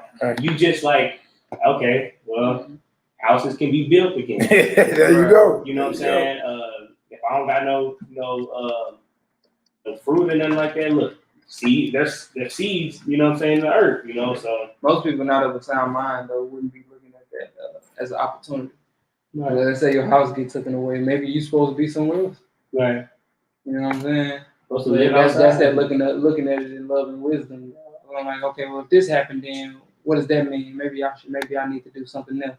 Maybe I need, You know what I'm saying? I think I would say go in communion with your father and listen for him to tell you what to do next. Absolutely. Hanging with the wrong people, man. Wrong resources. I need to get in touch with some birds and some birds and all that and everything.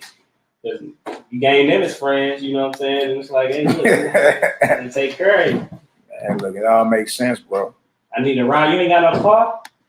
Just call out a horse or something. You know what I'm saying? They come and pick you up. You know you say what?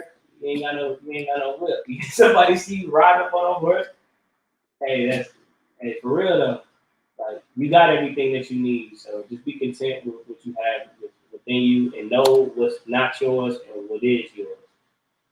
And that's where happiness lies. So that's what you should hold to high value. Well, high value. Yeah, freedom. Yeah. Like, what you think about when he was talking about them riches though? When he was like, the more money you hoard up, the thicker the walls of your tomb gonna be. Yeah. With me, what I first thought of is like, like, since you got all that money, like, you're gonna be taken care of, so-called taken care of when you die. Like your family, you know what I'm saying, they get that money and then they go make your, you know what I'm saying, like, I know a lot of people, like, with my granny, they wanted her to have like something big, they wanted her to have something like nice, you know what I'm saying, for her funeral, but like, why are you paying all this money and putting all gold chains and putting on gold chains in there when they really just gonna go back in there and take them anyway? But like, you putting all this stuff like into this funeral when it's like you not even gonna be able to experience it. Like, when I die, I be hearing people like, when I die, give me put gold chains on me, put a blunt right next to me, bury me smiling. Yeah. G's in my pocket, throw a party of a funeral, roulette, every rapper rocket, Yeah, like, what are you doing that for? Like, if you're not even going to be able to experience none of that stuff, like, you're not going to be happy because it's like we don't get to. We found that, like, we always said, like, you can't take the money with you. You know what I'm saying, when you die. So it's like, that's why I really got out of it though. It's like you know what I'm saying, to worry about them riches, the bigger the money you got is the bigger the walls of your tomb gonna be. Yeah. Look, that's real. Basically, it's all vanity. It's all vanity. All that, you go focusing on the things that are without, and everybody focus on that bag. Mm-hmm. Everybody, you understand? And the majority of our people, over 99% of people, period, they're not even worried about cultivating or developing what is within. Right. You understand? It ain't just you want to be in communication with the Almighty. You think you can just flip that on like a light switch and you don't never talk to Him. It's just only when things get bad you say, hey, I really need something. You see, what kind of relationship is that? There ain't no communication at all. Yeah, you would be talking about somebody that got a relationship like that with you. Yeah, right. Yeah, you be mad. Yeah, anytime they need something. I'm getting bad. I need like $50. Right, like you got a son or a daughter that only call you like that. Yeah, it's gonna be a problem, man. Mm-hmm. It's like you didn't even say like how I was doing, like how, you know what I'm saying, like try to check on me or anything. Man, just want to see your face. Man, like, anyway, yes, I need this. All right, I got a couple more of these I'm downloading, y'all. Then we can get into it. But talk to me though. You know what y'all was talking about earlier, man, about the Son of the Most High and all that. Remember we was riding, y'all. Yeah. Bring it out. Bring it. Just dealing with like the terms of like us being like gods and stuff like that. Mm-hmm. Like, remember my brother? I was in Branson I was chilling outside reading the Gospel of Saints, and I called him, you know what I'm saying, finna try to drop some jewels, but then he started dropping some on me. So I was like, dang, like there is a do that to you. Yeah, I was like, dang. Because when I first got on the phone, I was like, woo! And then he was like, yeah, gave me something. So you know what I'm saying? You brought it out. Yeah, I was just tripping off, you know what I'm saying, the title of Elohim, stuff like that, you know what I'm saying? Giving it out freely to everybody that don't deserve the title that's given only to the living Elohim. You know what I'm saying? And like I asked him a question. I said, can the moon? I'm like, can the moon ever become the sun? He's like, no. You know what I'm saying? He's like, I said, okay. I said, what is the moon to the sun? And then we got to that, and I'm like, it's a reflection, basically. Yeah, bro. So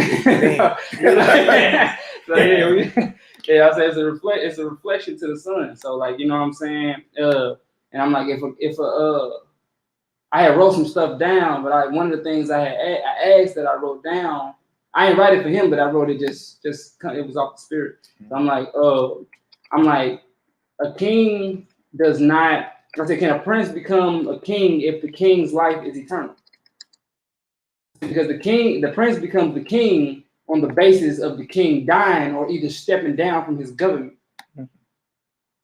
So you know what I'm saying? So I'm like, well, with this reason being, he cannot. So then, you know what I'm saying? We gotta right. So then we brought that into our master, you know what I'm saying? He's still the king of kings, but then it's like people elevate him to the level of God. You know what I'm saying? And to of God, and then just like, okay, well, you know, I'm like, we when we first come into the walk, we got the understanding, we get the understanding of he's not. Yeah, he's not. Like that's what we be saying, you know what I'm saying? And then we elevate. And when we elevate, I think we lose the simplicity of things. You know what I'm saying? Like I was saying, I'm like, okay, you know what I'm saying? Of course you gotta, you know what I'm saying, you're gonna understand new things with your knowledge, you know what I'm saying? But once we open up we talking about opening up our eyes, you know what I'm saying, and then we open up our eyes and we understanding and learning new things and we becoming God. And then the question came to my head, was that not the temptation of the devil or the serpent in the garden? Right, the Most High didn't want you to know that you are God. Right. Like, wasn't that like forbidden knowledge and in the sense and stuff like that? And you heard in Genesis 3 and stuff. And it's like to come off of that too, it's like when you get to like Christ, you don't see him straight saying, I am God. Like, you know what I'm saying? Like you don't hear him like saying that. But you do hear things about him, like he's gonna be called the mighty God. Right. Now I said, yeah, that's when that was one of the things that was written down. Like we basically, it was prophesied that we would call him that. Right. But he never called himself that. Right. I am the Son of God. Right. That is his title. And when he was saying that he was the Son of God, they get mad because he said he's the Son of God. Yeah, and they was like, you making yourself equal with the Almighty. Right. They was going to stone him for that. And that's when he said, isn't it written in your law that I have said ye are gods? He's not saying that I have said like myself. It says in Psalms, I have said ye are gods. And all of you are children of the Most High. Right. You know what I'm saying? He was like, rise, O God, and rule the earth. You know what I'm saying? So it's like, he's saying that about their law, you know what I'm saying, that they have, you know what I'm saying? It's written in their law. So he was saying that like in the sense of like, you know, it's saying your law that y'all gods. Then the rest of that he say basically paraphrasing, if y'all can be gods, how much more of a prophet should you call a god then if that's the case? Why you asking me a question like that? Yeah, that's the whole thing. Like when we read about Christ and his ministry, his whole thing is teaching you how to be the Son of God, like teaching you how to and that's being the express image of God, not being God himself, but absolutely not being the Almighty himself. Absolutely, absolutely. That's another question. I'm like, you a king, you got a kingdom. I'm like, and you make your statues, you know what I'm saying? Because you got peasants, you got other maybe lords that probably can't get into your castle, you know what I'm saying? They can't necessarily really see you for real. And you got statues, and they look at them statues, and they like, that's who protects us. That's who owns this. That's who gives us everything that we need. You know what I'm saying? But those statues can never be the king. They are just an express image of that king. You know what I'm saying? Yeah, but that's whole No, I got you. The whole thing is for us to become the image of the Almighty. Like, right. I think anybody believe you can become the Almighty or the Most High. I mean, some people when they backward thinking believe that. Yeah. You understand? But I think when a lot of brothers be like thinking about opening up their eyes, they kind of go too far. They might go too far with it in their own mind. You know what I'm saying? Like, yeah. I mean, that's definitely possible. Yeah. That's definitely possible. Somebody go beyond too far. You be like, look, slow down. Yeah. It's yourself the hurt out here. Yeah. Tripping, you dig, but you're supposed to become the works I do, you're gonna do it even greater. Right. Because I go into my Father. So Father's never replaced ever. Right? But you are to be striving to be on the level of who we read about, which is Messiah. Right. You understand? But he proclaimed, I am the Son of the Most High. Right. You understand? Right. And they was about to stone him because they said, you being a man has made yourself equal with the Almighty by professing to be his son. Right.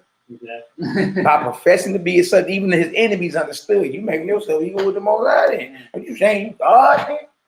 And that's the thing about that's ignorance though, because it'd be like, okay, well, is your son equal to you? Right. Or are you above him? Right, exactly. But you know how people get it. Yeah. All right. The fact that you even claiming to be his son. All right. Well, that means you got the authority. You are the one that was prophesied to come and overthrow everything that we got going on. Right. All right. So yeah, we supposed to be in the image of the Almighty. Right. All right. His son. Right. No, nobody breathing. It is the Most High. Yeah. All right. Then Peter, he had hit me with something. A quick paraphrase. He said anything that's written in the scriptures. Anything that's written in the scriptures professing that there are more than one Elohim is basically, you know what I'm saying, written to convict those who know that there is only one. Yeah, that's in the Homilies. Yeah, you be in the Homilies. Yeah. I'm be in that deal hard. All right, y'all, I got this up right here. We're about to go into the Gospel of the Nazarenes. I'm first about to go into more history about, this Nazarene sect is mentioned all throughout history. Just let the brothers know. You know what I mean?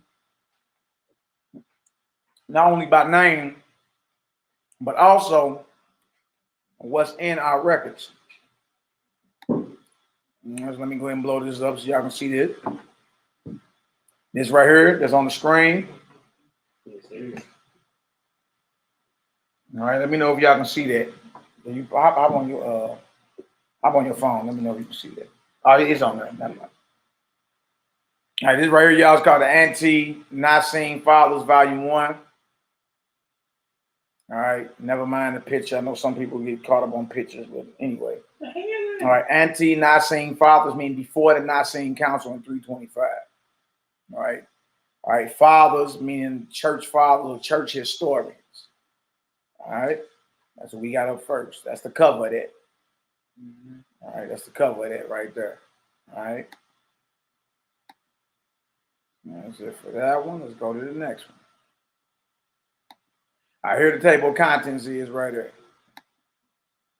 All right, all these men were around before the actual Council of Nicaea. All right, these are the contents. All right, you got Clement of Rome, which we know was Peter's, servant or helper. We got Mathetes. We got Polycarp. I know y'all heard of Polycarp before. All right, we got Ignatius. We got Barnabas. Y'all heard of Barnabas, of course.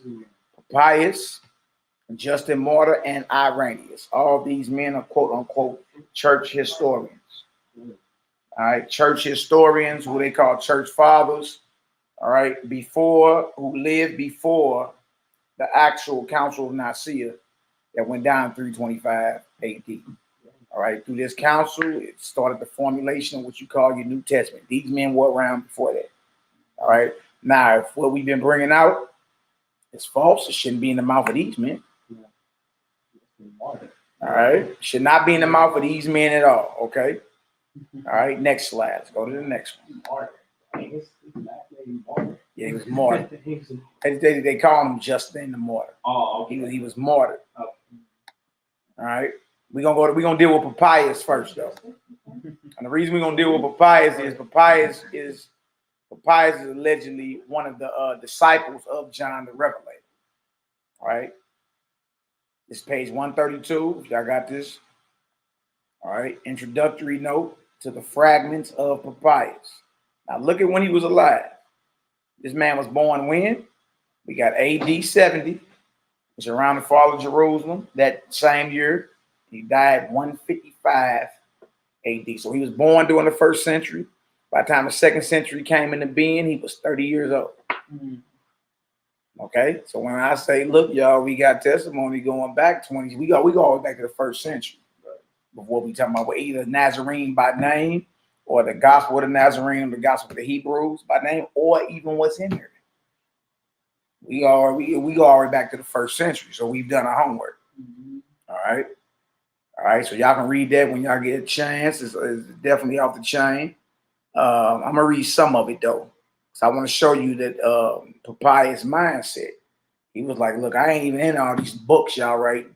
He was like, I recall and live my life based off the voice of the disciples. What I was taught when I was around John and Matthew and Thomas and them. Like y'all can, hold on. So he was tripping off. He was recalling the words, the voice. Right. You know what I mean? Everybody so caught up in books. You know what I mean? Y'all, even with these, even with the books we bringing out, they went through a printing press. Right. All right. Men could edit and redact based off their agenda. All right. But look at old Papyrus was like, I ain't even, y'all, I see all these scrolls getting written or whatever. But I rely on the voice of the prophets who knew Messiah himself. All right. Because he was in what they call this, the apostolic age. I was just telling you, Charlotte, just like what I would do at times, what I'm saying? What you can do is like, if you still want to be in communion with the Most High, just go right into that communion. Like on certain days, just put down all books, all writings, all books. Just go into straight communion. Like I'm you know what I'm saying, I want to talk to you. This is what I'm gonna do today. You know what I'm saying? All day. And because everything ain't always got to be reading. So set a whole day to the side. Absolutely, brother. So look at this. This is Papyrus, right? Born AD 70, died 155, so he's roughly 85 years old. All right. Anybody do math, you can see we ain't lying. All right. It says right here, it seems unjust to hold on, move this over. All right. It seems unjust to the holy man of whose comparatively large contributions to early Christian literature, such mere relics have been preserved. To set them forth in these versions unaccompanied by the copious annotations of Dr. Ruth, if even such crumbs from his table are not by any means without a practical value, with reference to the canon and other matters. We may well credit the testimony, though disputed, of Eusebius, that's another church father, that he was a learned man and well versed in the Holy Scripture. All who name poor Papyrus are sure to do so with the apologetic qualification of that historian, that he was of slender capacity. Nobody who attributes to him the millenarian fancies of which he was but a narrator, as if there were the characteristics rather than the blemishes of his works, can fail to accept this estimate of our author. But more may be said when we come to the great name of Irenaeus, another one, who seems to make himself responsible for them. Papyrus has the credit of association with Polycarp in the friendship of St. John. St. John, John the Revelator, in the friendship of St. John himself, and of others who had seen the Master, Messiah. He is said to have been Bishop of Hierapolis in Phrygia, and to have died about the same time that Polycarp suffered. He was martyred as well, Polycarp. But even this is questioned. So little do we know of one whose lost books, could they be recovered, might reverse the received judgment and establish his claim to be establishes claim to the disputed tribute, which makes him like Apollos, an eloquent man and mighty in the scriptures. The following is the original introductory notice. The principal information in regard to Papias is given in the extracts made among the fragments from the work of Irenaeus. I got him too up back there. And Eusebius, got him too. He was bishop of the church in Hierapolis, a city of Phrygia, in the first half of the 2nd century.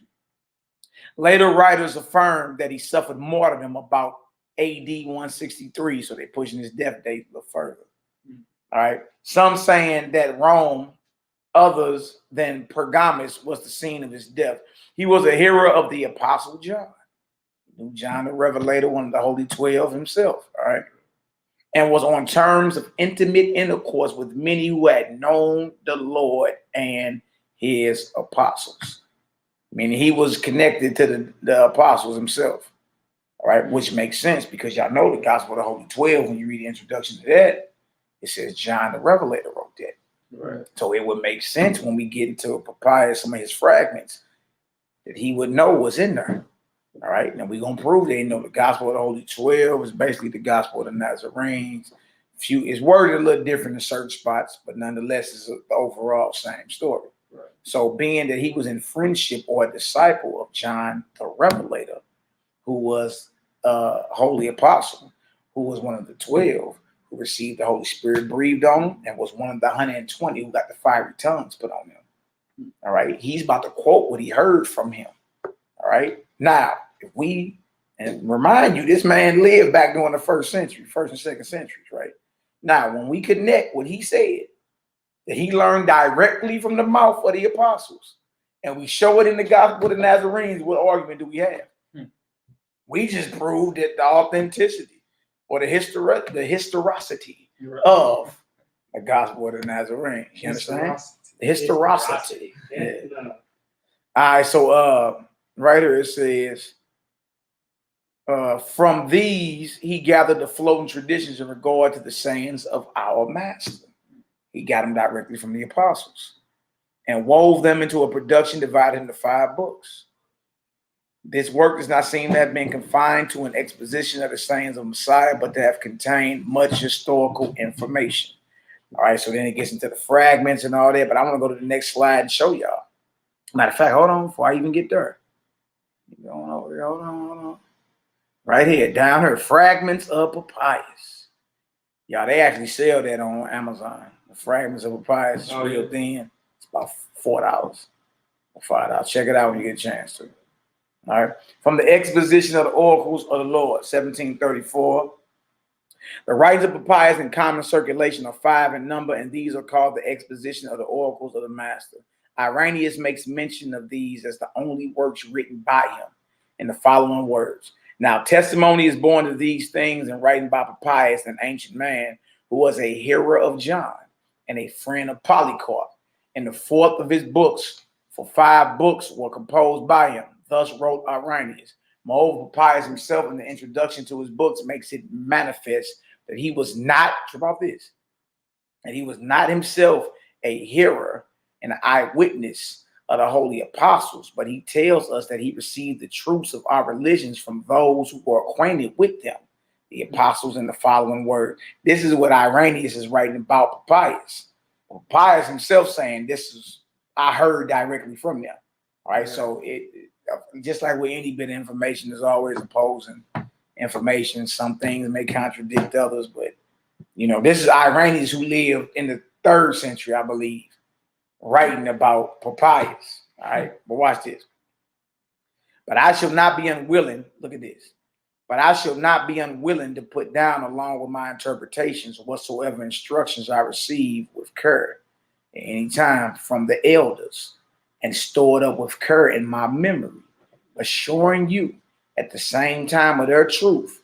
For I did not, like the multitude, take pleasure in those who spoke much, but in those who talked the truth, nor in those who related strange commandments, but in those who rehearsed the commandments given by the Messiah to faith and proceeding from truth itself.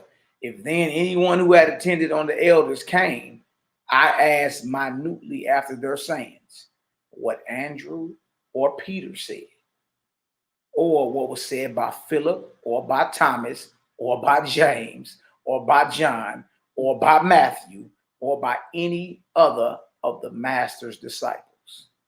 Which things Aristion and the presbyter John, the disciple of the Lord, say. For I imagine that what was to be got from books was not so profitable to me as what came from the living and abiding voice. You're like, I only listen to what came from them. Right. If it ain't coming from them, then I don't care nothing about all that.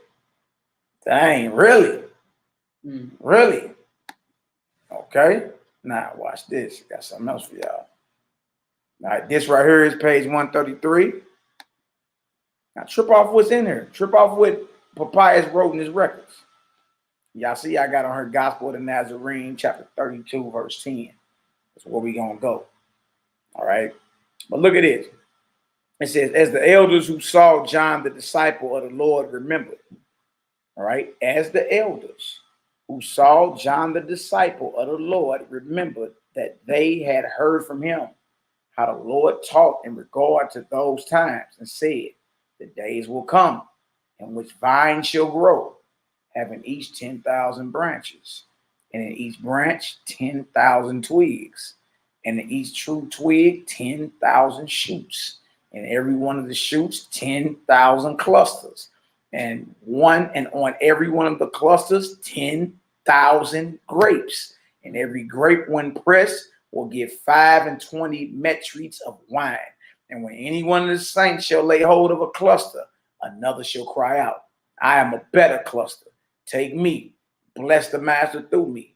In like manner, he said that a grain of wheat will produce 10,000 ears, and that every ear would have 10,000 grains, and every grain would yield 10 pounds of clear, pure, fine flour, and that apples and seeds and grass will produce in similar proportions, and that all animals, trip off this, feeding then only on the productions of the earth. So he talking about the kingdom, because they should not hurt nor destroy in all my holy mountain. Even the lion gonna be eating hay like the cow or the bullock. Animals in the kingdom are only going to be eating what the earth produces. That was designed to do in the beginning. Genesis 1 and 30. All right. Papyrus is saying he got this directly from the apostles, or those who learned it from the apostles. He said the Lord taught them this is what it's going to be like in the kingdom. Papyrus lived from the year 70 AD to 155 AD. Some say 163 AD. Either way, the man was over 80 years old when he died. Lived on the apostolic age. All right. Now, this should not be found in none of our records if that saying don't go all the way back. All right. Because somebody asked you to show me that in the Bible. Where you gonna find it in? Because that ain't in the Bible. That's not in the Bible, but it is in the Gospel of the Nazarene. So how is this a testimony on the mouth of Papyrus, who lived during the 1st and 2nd centuries? To the Lord said this, well, if you ain't going to the Gospel of the Nazarenes, where you gonna find it at? You ain't gonna find it. Well, watch this. And that all animals feeding then only on the productions of the earth will become peaceable and harmonious and be in perfect subjection to man. Where we at? Testimony is born of these things in writing by Papyrus, an ancient man who was a hearer of John. Okay. And a friend of Polycarp, and the 4th of his books, for 5 books were composed by him. And he added, saying, now these things are credible, meaning believable, to believers. And Judas the traitor, says he, not believing, and asking, how shall such growths be accompanied by the Lord? The Lord said, they shall see who shall come to them. These then are the times mentioned by the prophet Isaiah. And the wolf shall lie down with the lamb. Isaiah 11 and 6. Oh, we got a problem, don't we? Got it. That means what you Nazarenes is talking about is ancient testimony. Right. All right, now let's go there. We're going to the Gospel of Nazarene. One of y'all can grab it. Chapter 32. Let's go there first. All right. It's called the food and drink of all. All right. Let's get it. Let's eat. Let's eat. Let's eat. Let's get it done. We're in chapter 32. Yep, chapter 32, page 81. All right, let's eat. And it came to pass, as he sat at supper with his disciples, that one of them said to him, Yahushua, what do you mean when you say that you will give your flesh to eat and your blood to drink? For it is a hard saying to many. Right. He's talking about being a cannibal. Go ahead. And Yeshua answered and said, the words which I spoke to you are spirit, and they are life. To the ignorant and the carnally minded, they speak of bloodshed and death. There it is. But bloodshed and death, huh? Because some people believe it. Oh, he was teaching to be a cannibal. Yeah, They still believe. That's the ignorant and carnal minded. All right. And if it was a literal about being a cannibal, how are they gonna benefit us? Right. He ain't heard. You can't literally chew on him or drink his blood, right? Yeah. So it got to be figuratively, because if it wasn't, then that don't apply to us, because you physically can't chew on him or drink his blood because he's not hurt. All right, go ahead. But blessed are they who understand. Behold the corn, which grows up into ripeness and is cut down, and the ground in the mill, and baked with fire into bread. Of this bread is my body made, which you see. See? So he's comparing bread to when he's talking about eat his flesh and drink his blood, is going to take on his doctrine, right? And he letting it be known he's comparing his flesh with bread. All right, not no flesh pots, bread, right? Go ahead. And the grapes, which grow on the vine to ripeness, and are plucked and crushed in the winepress, and yield the fruit of the vine. Of this fruit of the vine, and the water, and of water, and of water, is made my blood. So he's saying that the bread represents his flesh and his blood is represented by the grapes. See that? All right, so we can throw it out the window. We ain't talking about cannibalism. All right, I mean, we all knew that anyway, but still always good to reiterate, just in case, you know, a naysayer is listening. Shout out to all the haters, y'all jackers and naysayers. We love y'all too. All right, go ahead, Hebrew. For the fruits of the trees and the seeds of the herbs alone do I partake. He only eat of the fruit of the trees and the seeds of the herbs, baby. Alone do I partake. Go ahead. And these are changed by the Spirit into my flesh and my blood.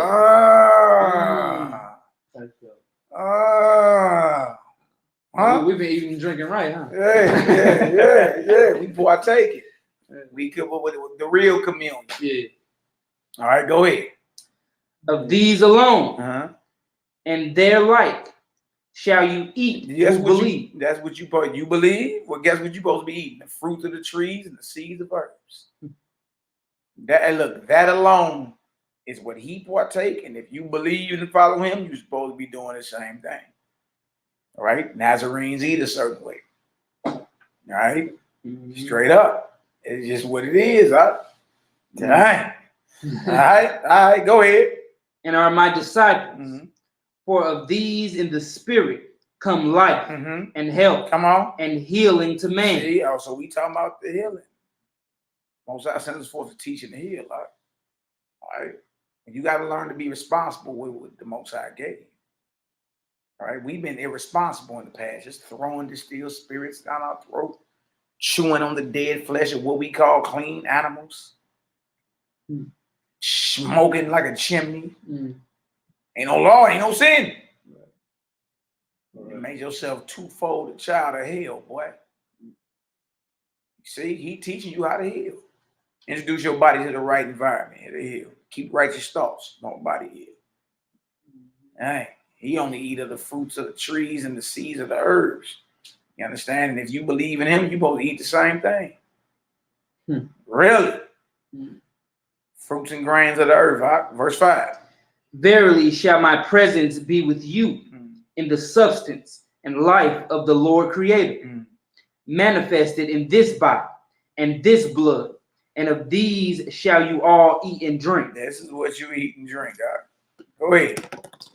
For in all places I shall be lifted up for the life of the world, as it is written in the prophets, from the rising of the sun to the setting of the same, in every place a pure oblation. What kind of oblation? A pure oblation with incense shall be offered. Yeah, pure. You know, bloodless, fleshless.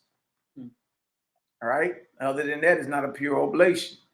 As we keep reading, you're going to see, he straight told him, y'all only burning incense in the temple to cover up the smell of that blood and that flesh. That's the only reason you burn it. Now, he want a pure oblation. Right? Bloodless. Go ahead. And in the material. As in the material. As in the material. So in the spirit. That's right. Go ahead. My doctrine and my life shall be food and drink to you. Come on. The bread and the wine. Come on. Of eternal life. So we know what he's talking about. He's talking about his doctrine. Right? Bread and the wine. That's what it's about. As in the material, so in the spiritual. So there's a spiritual connection when we break the bread and partake of his flesh and blood. You understand? Or what he calling the bread and the wine. Right? Really, when you get into the past, we talking about the mingle wine. Right? Wine watered down with water and all that. But he's letting it be known the bread represent my flesh, the wine represent my blood. All right, makes sense. Makes sense. All praises. All right, let's get to the next one. Hold on. I got you, brother. We about to go ahead and see this very quote that Papyrus made right up in here. Right up in here. Yeah, you already know. All right, next page, verse 8. As the corn and the grapes are transmuted into flesh and blood, so must your carnal minds be changed into the spiritual. Seek the transmutation of the material into the spiritual. Yeah, your actual thoughts. That carnal mind gotta go. Gotta be changed into spiritual. So everything that he showed us has a spiritual implication to it. I know about that from like they be talking about that in like alchemy and stuff, basically deforming to reform something else. Yeah, like you actually completely break down the matter and reform it into a greater thing. Absolutely. Alchemy, changing the metals. Yeah. Absolutely. Go ahead, Al. Verily, the Lord Creator ever gives the eternal life and substance to renew the forms of the universe. It is therefore of the flesh and blood, even the substance and life of the eternal, that you are partakers of life, and my words are spirit, and they are life. Come on. If you keep the commandments and live in the way of the law, happy shall you be in this life and in that which is to come. The days approach when vines will grow. When what? When vines will grow. Go ahead. Each having 10,000 branches. Each having what? Each having 10,000 branches. Y'all, we just read that. We just read that in the testimony of Papyrus, who lived during the 1st and 2nd century, which means that what we're reading goes back to the 1st century. That's what that. How could he quote that? How could he quote what's in her if he lived, y'all, 2,000 years ago? There's no way he could quote it. If this is something that's the invention of somebody 100 years ago, you know what I mean, or some heathen everybody claiming in 1998, how is Papyrus, who lived during the 1st and 2nd centuries, quoting what's in her? That means that this gospel of the Hebrews, or the gospel of the Nazarenes, or the gospel of the Holy 12, whatever they call That means this goes back just as far. Because he couldn't quote that. In other words, Papyrus couldn't give you the phone number to the pizza parlor at the corner store. Right. Wasn't no pizza parlors. Wasn't no America. Wasn't no Domino's Pizza. He couldn't quote that. That wouldn't be in his writing because that wasn't around then. But the fact that what he's saying in his writings, and he lived close to 2,000 years ago, is in the very book that we've been reading, proves that this goes back that far. Right. See that? And he said what? He heard that from those who got it from the Messiah himself. Bag drop. We just prove so. We just prove more authenticity. I'm saying just roll with us. We gonna slowly bring everything out. All right. It means we dealing with first century documentation then. Right. Go ahead. When vines will grow, each having 10,000 branches. Go ahead. And in each branch, 10,000 twigs. And in each twig, 10,000 shoots. And in each shoot, 10,000 grapes. And every grape, when pressed, will give 5 and 20 measures of wine. Marvel not, therefore, that I said to you, except you eat of the flesh and drink of the fruit of the living vine, you have no life in you. Come on. And the disciples answered, saying, Yeshua, evermore, give us to eat of this bread and to drink of this cup, for your words are food and drink indeed. Indeed, by this life and by this substance may we live forever. Oh, wait, boy, hold on. Y'all see right there? That's my finger right there, page 82. Ante-Nicene Fathers, Volume 1, Papyrus, page 133. Didn't we read that? All right. We read basically what he said in there. Close to 2,000 years ago, we got in the Gospel of the Nazarene. All right. Further proof that what we bringing out ain't the invention of some mealy-mouthed heathen from 100 years ago. Because how could what he said be inhered? You understand? If it wasn't around back then. If it wasn't a saying that was floating around amongst the apostles back then. Dang, bro. I think y'all getting it. Y'all getting it? Yes, sir. Now starting to make sense? Yes, sir. All right. Wait. So that's the Papyrus right there. But I want to go some more into this Gospel of the Nazarene. We're going to go to chapter 46. All right. And we going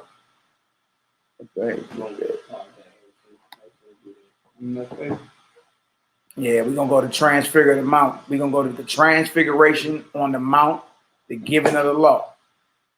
All right, let's do that real quick. All right, chapter 46, Gospel of the Nazarenes. I want y'all to see something. Because Messiah established the real understanding of the 10 Commandments.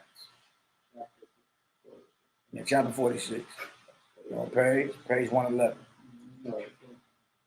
Page 111. Transfiguration on the Mount, the giving of the law. The giving of the law. All right. Let's get some understanding on the true understanding of the 10 Commandments that we have in the scripture. The Nazarene version of the Transfiguration. All right. This right here is the you hear some people like you got to take a Nazarite vow. No, Nazarite vow and Nazarenes is not the same thing. Some brothers have taken a Nazarite vow. You understand? But the Nazarenes are held to a certain code given by the Messiah himself. We about to read that code. All right. That's the vow, basically. You understand? Right. It's the law as given by the Messiah. All right. Everybody hasn't taken a Nazarite vow. All right. And nor should you be punked into doing it. Right.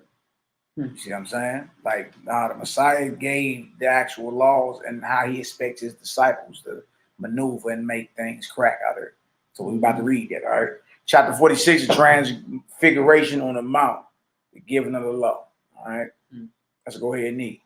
After 6 days, when the Feast of Tabernacles was nigh at hand, Yeshua took the 12 and brought them up to a high mountain And as he was praying, the fashion of his countenance was changed, and he was transfigured before them. He did shine, his face did shine as the sun, and his raiment was white as the light. And behold, there appeared to him Moshe and Eliyahu, Moses and Elijah, talking with him and speaking of the law and of his purpose, which he should accomplish at Jerusalem. Speaking about the law with him, huh? Is that Moshe, the lawgiver? About that. Eliyahu, one of the most powerful prophets ever, speaking with Hamashiach about the law and what had to go down in Jerusalem. About that. Now watch this. Go ahead. And Moses spoke, saying, this is he of whom I foretold, saying, a prophet from the midst of their brethren, like unto me shall the Eternal send to you. That Deuteronomy 18th chapter. Go ahead. And that which the Eternal speaks to him, shall he speak to you, and to him shall you listen. And whoso will not obey shall bring upon themselves their own undoing. It's going to cost you your life. You better listen to what Hamashiach got to say. Watch this. Go ahead. Then Kepha said to Yahushua, Rabbi, it is good for us to be here. Is it good for us to be here? If you will, let us make here 3 tabernacles, one for you, one for Moshe, and one for Elijah. While he yet spoke, behold, a bright cloud overshadowed them, and 12 rays, as of the sun issued from behind the cloud. And a voice came out of the cloud, which said, this is my beloved son, in whom I am well pleased. Come on. Hear him. Look, so that's when it comes down to it. Messiah is the only one that's been anointed to even teach what the Most High expected and wanted from the beginning. All right? That's the reason he was raised up. So it don't matter how many wicked scribes, you know what I mean, tamper with, contradicted, did whatever. You understand? To the scriptures, the Messiah was only one anointed and raised up to bring forth the true understanding of the kingdom of heaven. All right, and he gave that to his chosen 12. You know, if you're not getting the breakdown of the Torah from who the Messiah gave it to, then you skating on thin ice. Yeah, you think you can read through the Torah and do your little Torah portions that the Ashkenazi Jews are doing right now, the same time as all these so-called Hebrew Israelites who are doing these Torah portions. They're doing the exact same lesson. You understand? Not just any old Torah portion. They're doing the exact same lesson right now. All right, but there are many things written in the scriptures that are written against your God. What you mean you're doing a Torah portion? If you ain't viewing the Torah through the lens of the disciples who got it from the Messiah, you on thin ice. You're not qualified to even be teaching out here. You know what I'm saying? Because you're going to be mixing and mingling the worship of the God of the living with the God of the dead. All right, Most High said what? Hear him. We hear Mashiach. That's what we hear. Right. All right. If your breakdown, because obviously a lot of things that he taught went directly against what they had written down. You heard it's been said this, but I say unto you this. That means he's given a different ruling than what's written down. Right. You understand that, right? Exactly. That means his ruling is hostile to what's written down. It's against it. Man, you got that written down, but I say this. Yeah, you've heard it's been said this, but I say this. Y'all, he's given a higher and a different ruling than what was already written down. Yeah, it makes sense though, because Moses said he was going to do that. Yeah. He said that the Spirit was going to speak to him. The Eternal One was going to speak to him. And then if you just read in KJV, he said that prophet like unto your brother shall the Lord thy God raise up. And him shall you hear. You know what I'm saying? Whoever don't hear him gonna be destroyed. Yeah, you gotta hear him. So when he's giving his judgment and what he's saying is hostile or different than what you done received as truth. At that moment, you got a decision to make. Who you gonna roll with? Roll with Mashiach. What you mean? Right. Right. And that's what I told one of the ops when we was talking on the phone. When he say not one jot or tittle shall pass from the law Oh, okay, you want to go to this? Like, let's deal. Because if you keep reading, he explained what laws he was talking about. Right. Right? And he was given a different ruling than what was already written down in your Torah portions. From the beginning, it wasn't so. Right. The Most High done put together, let no man, ain't Moses a man? If Moses wrote that, we know about all these scribes anyway. Right. How these scribes and did things and perverted certain agendas and all that. But what I'm saying, even if it was that, Moses was or is a man. Yeah. And it's attributed to Moses that Moses gave y'all this so-called law of divorce in Deuteronomy 24th chapter. Messiah said, no, I say unto you this, you do that, you commit adultery. And say, unless it be for fornication, that's adultery. And what the Most High them put together, let no man put asunder. So his judgment is different than what you're reading in Deuteronomy 24. Correct? All right. So when the father say, hear him, Peter like, look, let's make Sukkot boots for all three of them. Now hear my boy. That's my son right there. I'm well pleased in. Hear him. All right. Anybody getting their breakdown about the Torah outside of what the Messiah gave to his Holy 12? If you getting a breakdown from anywhere else, you on thin ice. Because the scribes them wasn't anointed to raise up and teach the Torah. Right. Pharisees wasn't either. Sadducees ain't either. Why y'all think we be going through the Nazarene Acts and the Clementine Homilies and the Gospel of the Holy 12 or this Nazarene Gospel?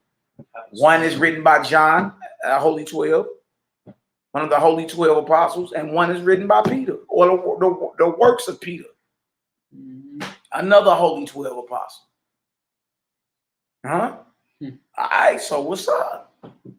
What's up? Hear him, right? Right. All right, go ahead. And when the disciples heard it, they fell on their faces and were greatly amazed. And Yahushua came and touched them and said, arise and be not afraid. And when they had lifted up their eyes, they saw no man. And save Yahushua only. There's no man. I was going to say, I saw no man. Where he was at? And it says, and 6 glories were seen upon him. Come on. And Yahushua said to them, behold, a new law I give to you, which is not new, but old. And it's really, what we talking about, y'all, is old. It's only new to those that's hearing it now. Y'all come up with new doctrines. As you see, y'all, we going back to how far back you want us to go. Right. You gotta give us Genesis. Yeah. So look at this. Behold, a new law I have given to you, which is not new but old. Right? Right. Go ahead. Even as Moses gave the 10 commandments of Israel to Israel. Watch this. Hold on, brother. Let me get you together real quick. Oh, I didn't mean that. Dang. Hold on. Let me go back and grab it, y'all. At page 112. Dang, I didn't mean that. Hold on. Let me go find it for y'all. That deal straight. Dang. That's page 112 we going to. There ain't nothing to it. Click on it real quick. Drag him on over. Brah. Right. All right, here we go right here, y'all. To Israel, what did it say? Even as Moses gave the 10 commandments to Israel after the flesh, so also I restore them to you for the kingdom of the true Israel after the Spirit. After the Spirit. It's a higher understanding of these 10 commandments. Yeah. Huh? Yeah, this is the Nazarene code right here, y'all. All right? Go ahead. For who are the true Israel? Even they of every nation and tribe who works righteousness, love and have mercy, and keep the commandments of the law. These are the true Israel and standing. Yahushua spoke, saying, okay, hear, O Israel, Yahweh Creator is one. Oh, that's the Shema, ain't it? Shema Israel. Go ahead. It says, many are my seers and my prophets. In me all live and move and have substance. That's right. So anybody of any other nation, you dig, they are even charged with having mercy, showing love, keeping the commandments. You understand? Look, didn't James tell Paul, tell them Gentiles, I gotta abstain from meat offered to idols, fornication, right? Things strangled and blood, right? So even the believing Gentiles, whether they natural Gentiles or Israelites in the mindset who believe they Gentiles, they still were held to this strict dietary way of living. All right, because it's something that's strangled is an animal. Right. That's flesh. You see? Now watch this. Look at these 10. Look at these 10 spiritual Nazarene laws given by Yahushua the Nazarene. Let's get it. Ye shall worship the one eternal, unbegotten Lord Creator. Unbegotten. Yeah. It says, ye shall worship the one eternal, unbegotten Lord Creator, of whom all things made. It says, ye shall not take away the life of any creature, nor yet torment. That's commandment too. Sound right. See that? You ain't supposed to kill any creature that, you know what I mean, man or beast. Torment. Or torment. And look, the meat, the flesh we eat, or they eat now, you know what I'm saying? That's they get both tormented and killed. Don't it? Raped, artificially inseminated. Yeah, all right, keep playing. Come on, Hebrew, let's get it. You shall cherish and protect the weak, the oppressed, and all creatures that suffer wrong. Y'all hear that? That's man and beast. Y'all, we got a command to cherish and protect the weak and the oppressed. Let's see, somebody trying to hunt down an animal, let them go. Right. Or a man. Yeah. Now we the creatures too. Right. You got a command from the pastor. You supposed to cherish and protect those who are weak and oppressed, whether man or beast. Y'all. Ain't that something? The Negro don't want this type of responsibility. That's okay. He don't want that. He don't want that type of responsibility because you just been charged to protect and cherish the weak and the oppressed, all creatures. Ain't you a creature? Yeah, you a creature of the Most High. That applies to man and animal. Now, Job said that though in the book of Job, right? I broke the jaws of the wicked and delivered the what? The spoils out of his teeth. What's in your mouth? That's a spoil that you consider wicked. What you chewing on? Didn't Job say that? That's Job 29:13-17. If y'all want to try me, I broke the jaws of the wicked and delivered the spoil out of his mouth. Well, what's in your mouth? Right. That you chewing on that makes you wicked. I know. Commandment number 3. What does it say? Ye shall not eat the flesh, nor drink the blood of any slaughtered creature. I ain't kill it. I ain't no matter. You still in violation. You still in violation. And look, and this applies to every believer. Whether you an Israelite or a Gentile convert. Right? So now it makes sense what James told Paul to go teach. Paul said, whatever soul in the shine will eat and don't ask no questions for conscience sake. But if they tell you it's sacrifice to an idol, let me help y'all out with something. Whether they say it or not don't mean it's not sacrifice to an idol. Right. Somebody got to tell you it's sacrifice to an idol. People don't talk like that today. You know that sacrifice to an idol. Ain't nobody talking like that. Right. Somebody got to tell, whether somebody tell you or not it's sacrifice to an idol don't mean it ain't sacrifice to an idol. Right? This right here is for, okay, you claiming Israel, true Israel, all right, spiritual Israel, well, whoever believed in Messiah and followed him was not to be eating flesh, nor drinking the blood of any slaughtered creature, whether you killed it or not. Chewing on the dead flesh animal, son. Dang, what else to say? Ye shall not eat. Oh no, my bad. You shall eat the fruits and Do herbs. 13 again, verse 13. Okay, right. You shall not eat the flesh, nor drink the blood of any slaughtered creature, nor yet anything which brings disorder to your health or sin. That's how we keep reading about this health. Last night, Peter was saying about the health and the healing. What? And that Clementine. And he said, or your senses. Right. Or your senses. So guess what? You ain't supposed to be drinking no liquor. Don't that bring disorder to your senses? Don't that damage your liver? And you ain't supposed to be smoking. Nothing. That's command. That's the code we live by. Dang, I like this. This is interesting. This is interesting. It make you really level up, don't it? Boy? It's easy being just a regular old run-of-the-mill Israelite. But when you got a straight challenge and level up, then you know that's when all the demons come out. Right. Verse 14, what does it say?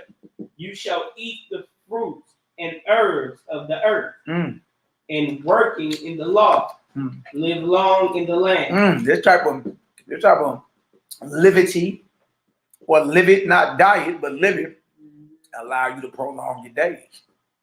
Already on borrowed time, ain't we? No, well, you shouldn't be throwing things down your death trap that would expedite that. Right. You're supposed to eat the fruits and the herbs of the earth, man. Period. Now look at this, verse 15. What's that? You shall not make impure marriages, where love and health are not. Dang, boy. The marriage has got to be solid. Right? If it ain't love and it ain't health, it's impure. Get into toxic relationship. They call it toxic, they don't do. Is it so toxic? Yeah, that's an impure marriage. A pure marriage is where love and health is. Dang, what else it say? It says, you shall eat. Oh, no, it says, you shall not make impure marriages where love and health are not, nor yet corrupt yourselves or any creature. Straight up, go ahead. It says, you shall revere your fathers and mothers and all the teachers of righteousness. Absolutely. Absolutely. Salute. You definitely supposed to respect, especially those that's been out here getting it in. All right. There's a new way of living. We gonna see who all endure, you dig? But definitely salute. Salute to any brothers that's been standing on this for years, man. Brothers and sisters, salute. You dig?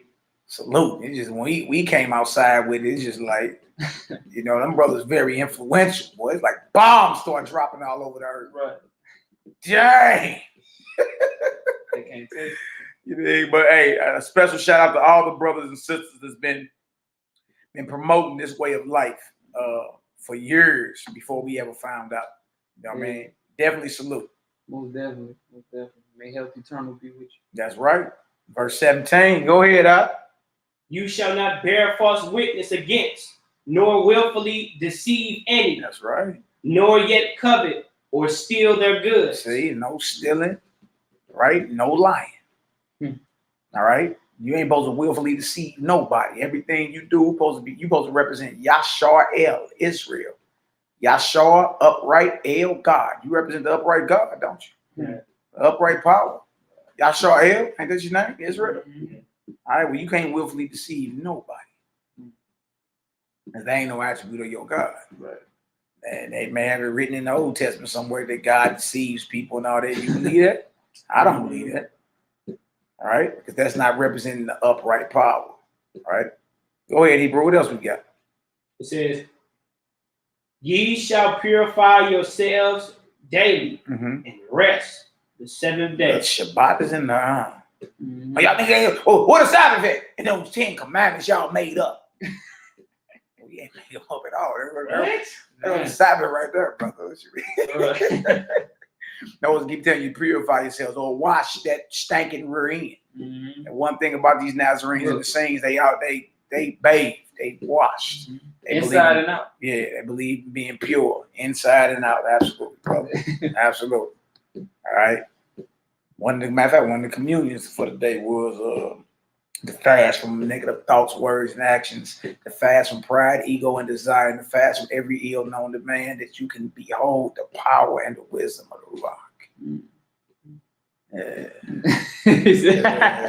You're right on time. Right. Yeah, I know me. I didn't, you know, it's all committed. What day is it?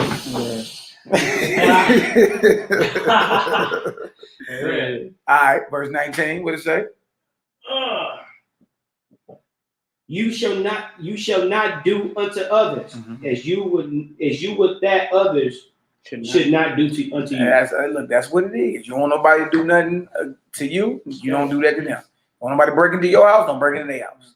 Make sense? The saying of the elders. Yeah. All right, go ahead. Verse 20.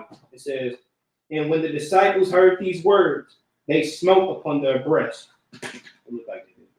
saying, wherein have we offended? Wherein we have offended.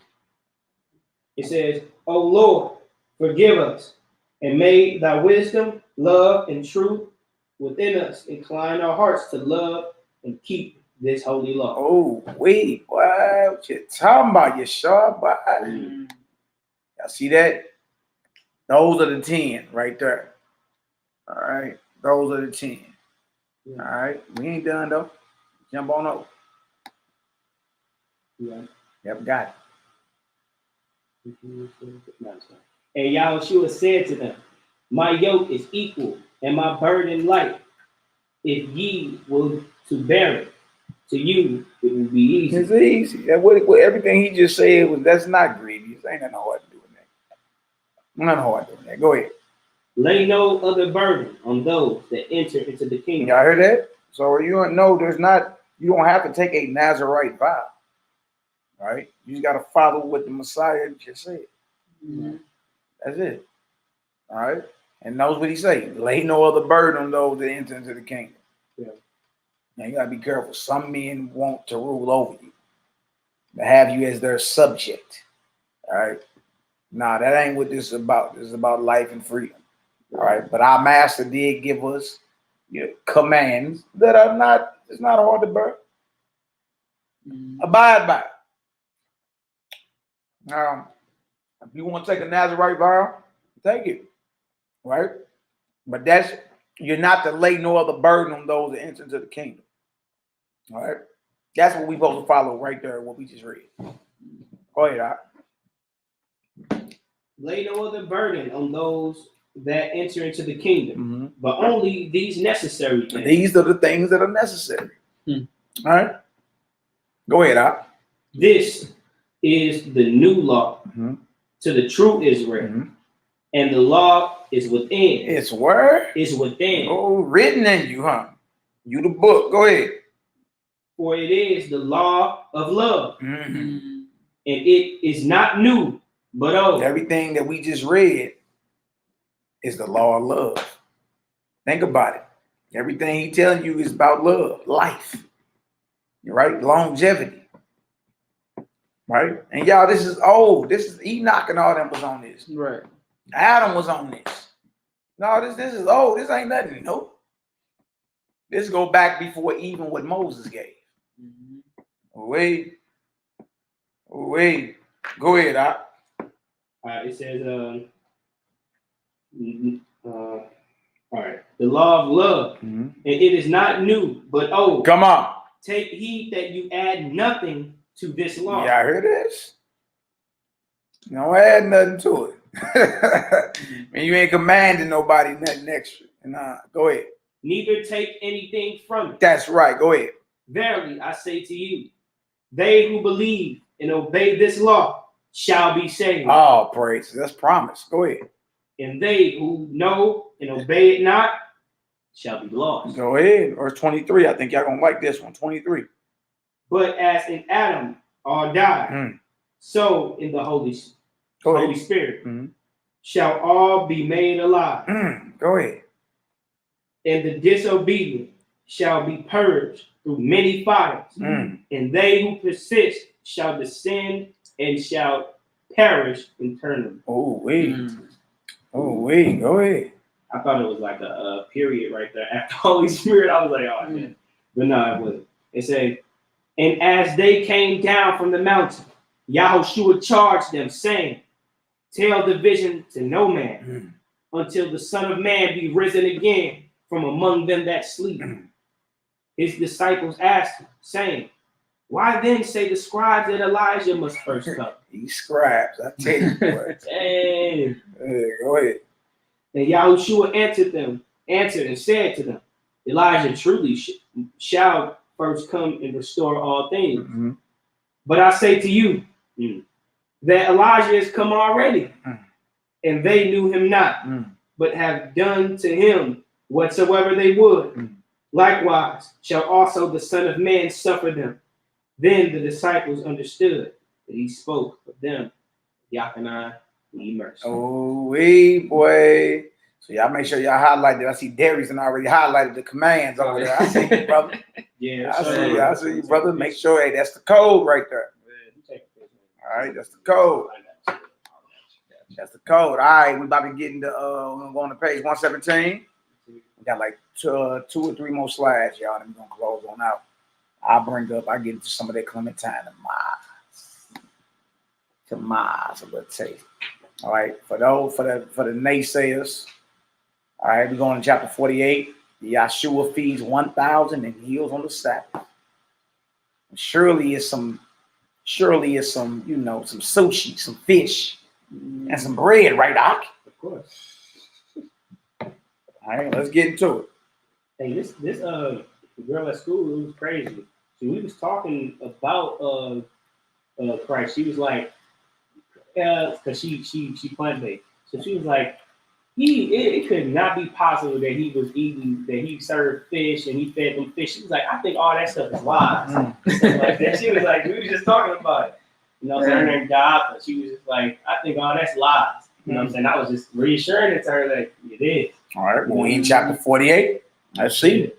It says, you gonna do it? Yeah, I was gonna do it. Okay, go ahead. And it came to pass, as Yeshua had been teaching the multitudes, and they were hungry and faint from the heat of the day, that there passed by that way a woman on a camel, laden with melons and other fruits. Watermelon, huh? Go ahead, huh? And Yeshua lifted up his voice and cried, O you that thirst, seek the living water of life. Whosoever drinks of it will not thirst again. And he took 5 melons and divided them among the people, and they ate, and their thirst was quenched. And he said to them, if the Lord Creator makes the sun to shine and the water to fill out these fruits of the earth, shall not the same be the son of your soul and fill you with the water of life? Flat out. He provide the fruit or the water in these melons. Why wouldn't he fill you with the water of life? All right. Son, S-U-N of your souls. Right. Go ahead. Seek the truth and let your souls be satisfied. The truth is that water which comes from the highest heavens, without money and without price. That's right. That's right. Go ahead.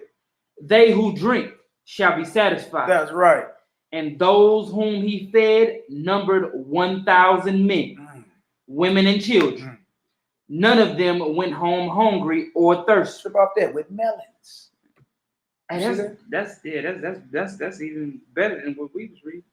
As far as the if you just, I mean, you get the bread, cool, but if you get the bread and the fish, you know what I'm saying. But if you eat some melons, yeah, you get your thirst quenched. Yeah. You know what I'm saying? Hungry, you dehydrated, you been walking in the sun all day. Wouldn't you think about that? He ain't giving no water. Look at that, thousands, bro. 1,000 men, women, and children. None of them went home hungry or thirsty. It did from the melons that grow from the earth. Right. Where you getting all that? You just went to go fish and all that stuff. Like you got it all there. Go ahead, At that time, and many that had fevers were healed. Wow. Go ahead. At that time, Yeshua went on the Sabbath day through the cornfields, and his disciples were hungry and began to pluck the ears of corn and eat. But when the Pharisees saw it, they said to him, your disciples do that which is not lawful to do on the Sabbath. And he said to them, have you not read what David did when he was hungry and they that were with him, how he entered into the house of the Lord and ate the showbread, which was not lawful for him to eat, neither for them. Hold on.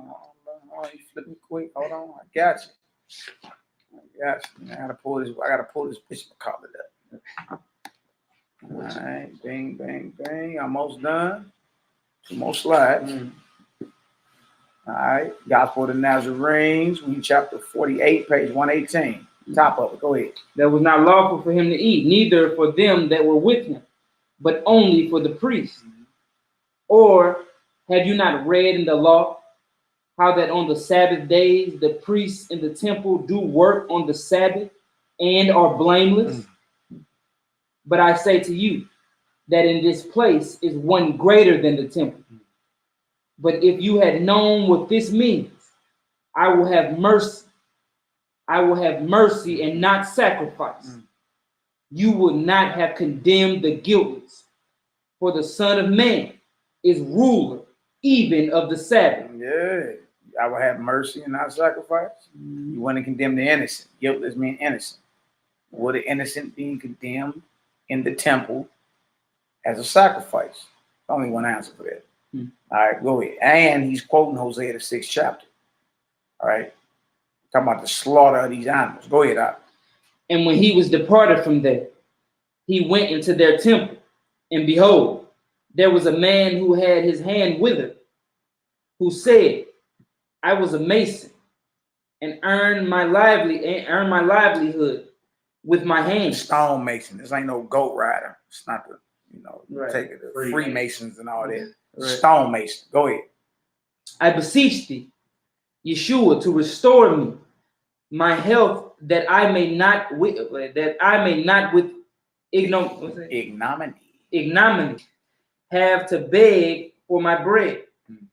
And before Yeshua could answer, the Pharisees asked him, saying, is it lawful to heal on the Sabbath?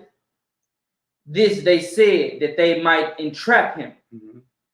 And he said to them, what man shall there be among you that shall have but one sheep? And if it fall into a pit on the Sabbath day, will he not lay hold on it and lift it out? And if you give help to a sheep, shall you not also help a man that has need? Wherefore, it is lawful to do well on the Sabbath day. Then said he to the man, stretch forth thy hand. And he stretched it forth, and it was restored whole, like the other. Then the Pharisees went out and held a council against him, how they might destroy him. But when Yeshua knew it, he withdrew himself from there, and the great multitudes followed him. And he healed their sick and infirm, and charged them that they should not make it known. So it was fulfilled, which was spoken by Isaiah, the prophet, saying, behold, my servant, whom I have chosen, my beloved, in whom my soul is well pleased. I will put my spirit upon him, and he shall teach the law. Isaiah 42. My servant in whom I am well pleased. 2 more of these, y'all. We out here. Chapter 49, the true temple. True temple, chapter 49. For your mind. All right. Let's eat. Go ahead and finish it on up. We got this page and the next page, and we're going to go ahead and close it on up. Go ahead, Doc. Let's get it. And the feast of the Passover was at hand. And it came to pass that some of the disciples, being masons, were set to repair one of the chambers of the temple. As Yahushua was passing by, they said to him, Teacher, Moreh, see, these great buildings, and what manner of stones are here, and how beautiful is the work of our ancestors? And Yahushua said, yes, it is beautiful, and well wrought are these stones. But the time approaches when not one stone shall be left on another. For the enemy shall overthrow both the city and the temple. The enemy, we know the enemy as the Romans, right? Overthrow the city and the temple. So this is Matthew 24, but from a deeper understanding. Go ahead, Doc. It says, but the true temple is the body of man, in which the Creator dwells by the Holy Spirit. And when this temple is destroyed in 3 days, the Master, the Lord, raises up a more glorious temple, which the eye of the natural man perceives not. So your bodies, why we be telling people to stop this, stop that, you understand? Because your body is the actual dwelling place of the Almighty. Right. All right? And look, these are higher spiritual truths that the Messiah taught himself. All right? Way before you even had a Paul. Even Corinthians, Paul said the temple, the Messiah, it's in the book of John, the body is the temple. All right? But when you get into this gospel of the Nazarene, he straight tell you the true temple is the body of man, in which the Creator dwells, right? All right, go ahead, Hebrew. Do you not know that you are temples? Let's do it. Do you not know that you are temples of the Holy Spirit? And whoso destroys one of these temples, come on, the same shall be himself destroyed. Flat out. Flat out. You would think people know that. People know that, right? But still continue to throw down. They are putting these vessels, whatever they feel like. Even when they know what they're putting in there is destroying them. Right? We got to get past it. You got to be mature with the Most High God. You got to be responsible. And what I found out, the majority of our people are not responsible. They're not mature. You understand? They act like children when you be like, hey, look, we're going to take that away from you. We're going to take that away. Stop doing that. Stop doing that. Stop doing that. Nigga, I think that you acting like a child. They're like one of my little children when you take one of their toys from them. Because you don't got to have that toy. Right? You can play with it, but all right, you ain't got to have it. Right? When you take away what somebody's gotten comfortable with, they turn into children. All right, but look, what you put in your body or that temple is destroying it. Well, you're gonna be destroyed if you don't get yourself together. Right? Now watch this. Go ahead. And some of the scribes, hearing him, sought to entangle him in this talk, and said, if you would put away the sacrifices of sheep and oxen and birds, to what purpose was this temple built for the Lord by Solomon? You know, because we hear that now. Solomon sacrificed thousands of flesh. We be hearing that. That cat that got on and said the Most High is evil. Remember when he said that? Solomon sacrificed. But see, he not knowing the same thing you asking, they asked back then. Right. Well, what's the purpose of the temple if we ain't sacrificing? What's the purpose of your animals or your flocks if you can't chew on them? Ain't they what they asking today? All right. What's the purpose of the temple? So in other words, ain't no purpose of no temple if dead animal flesh and the blood of animals ain't being offered. Wow, the whole time the temple represents you, man. All right, go ahead, Doc. Which has been now 46 years in restoring. Go ahead. And Yahushua answered and said, it is written in the prophets, my house shall be called a house of prayer for all nations, for the sacrifice of praise and thanksgiving. But you have made it a house of slaughter and filled it with abominations. Again, it is written. You have made it a house of slaughter. The temple is a slaughterhouse. That's what it became. The slaughterhouse. You done filled it with abominations. Well, all right, y'all, what abominations we talking about here? I mean, they wasn't in that time. They wasn't offering no swine on the altar. Flesh and blood. Come on, Darius. I know you see where we going with this. He said you done turned the house of the Most High into a slaughterhouse and filled it with abominations. Well, if it ain't no swine on the altar, if it ain't no crab and shrimp, you got to clean. You got your quote unquote clean animals you chewing on, right?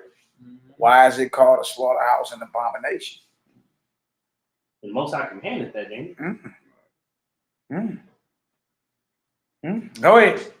Again, it is written, from the rising of the sun to the setting of the same, my name shall be great among the multitude. And incense with a pure offering shall be offered unto me.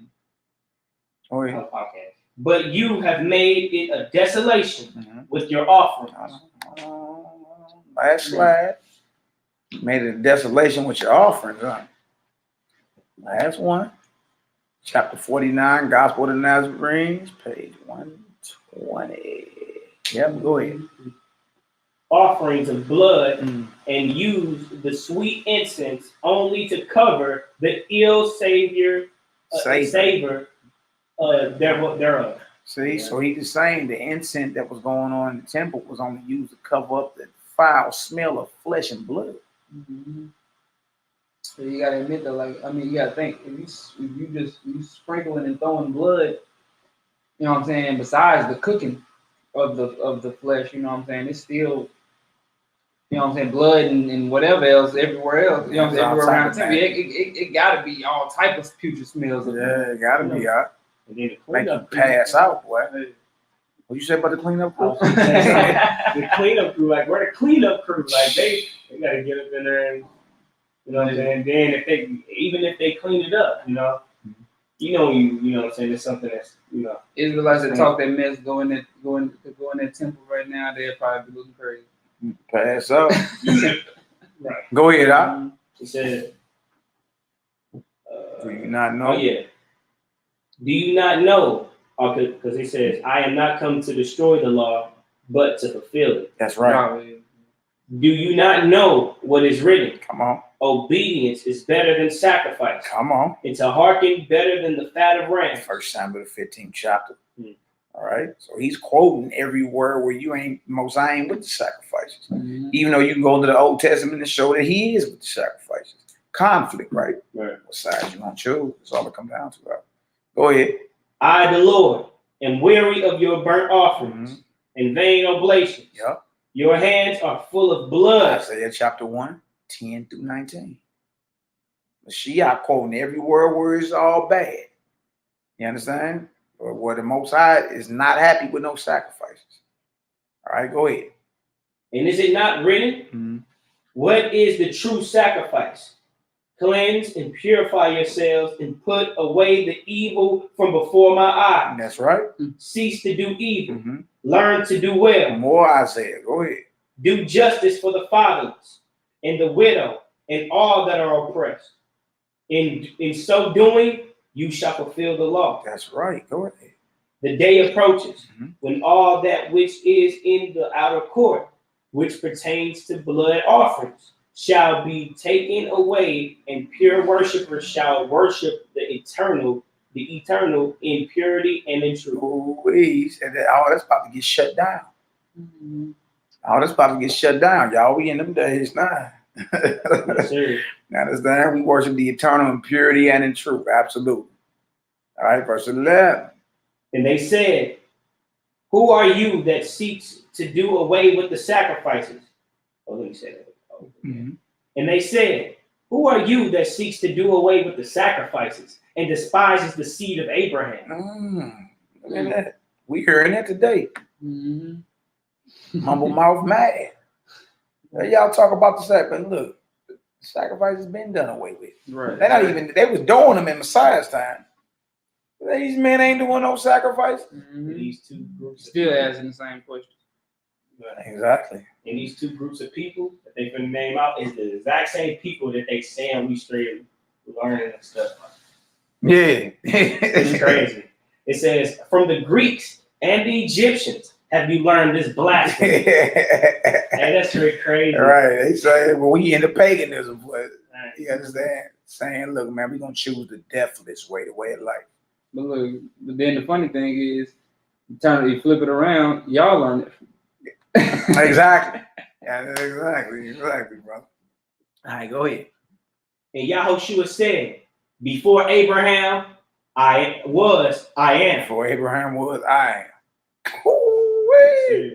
Go ahead. And they refused to listen.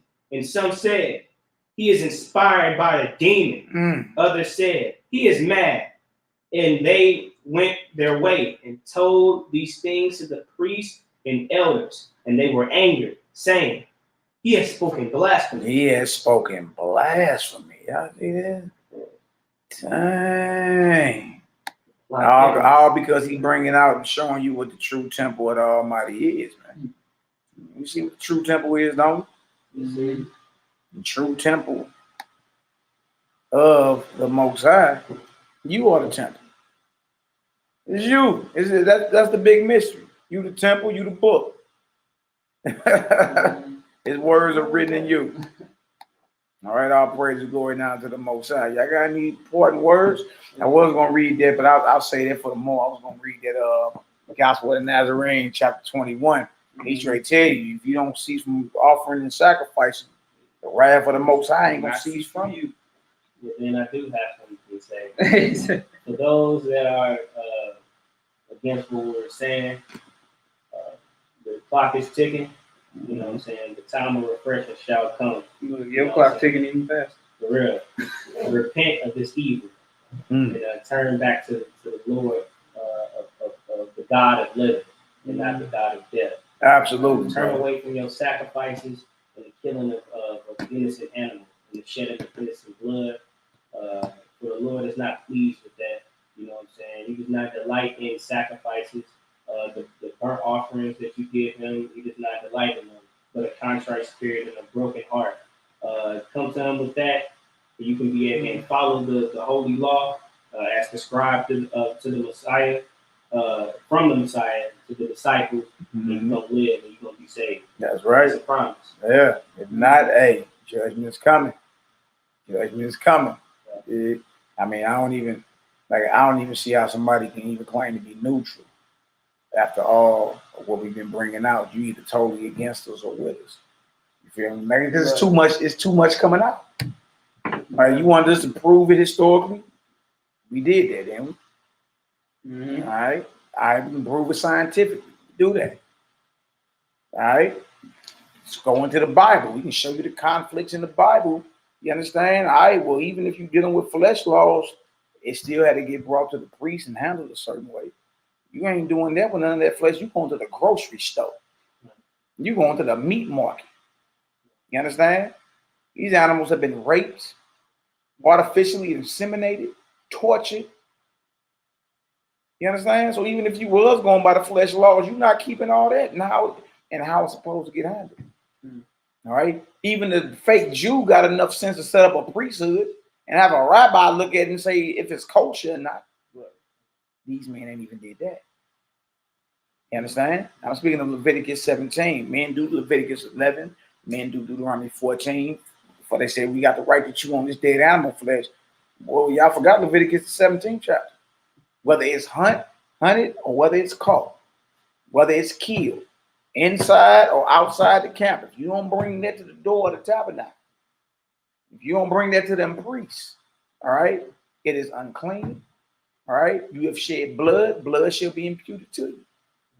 And that's if you going off the flesh law. So what I'm saying is they're not even following the flesh laws they claim they follow.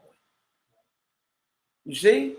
So what I'm saying is this. What I'm saying is this, y'all. Hey, put down the strong drink. Stop smoking anything, you dig? And stop chewing on the dead flesh of animals. All right? It's time to live. Dedicate these vessels completely over to the Most High. You just read it. If you destroy it simple, He's gonna destroy you.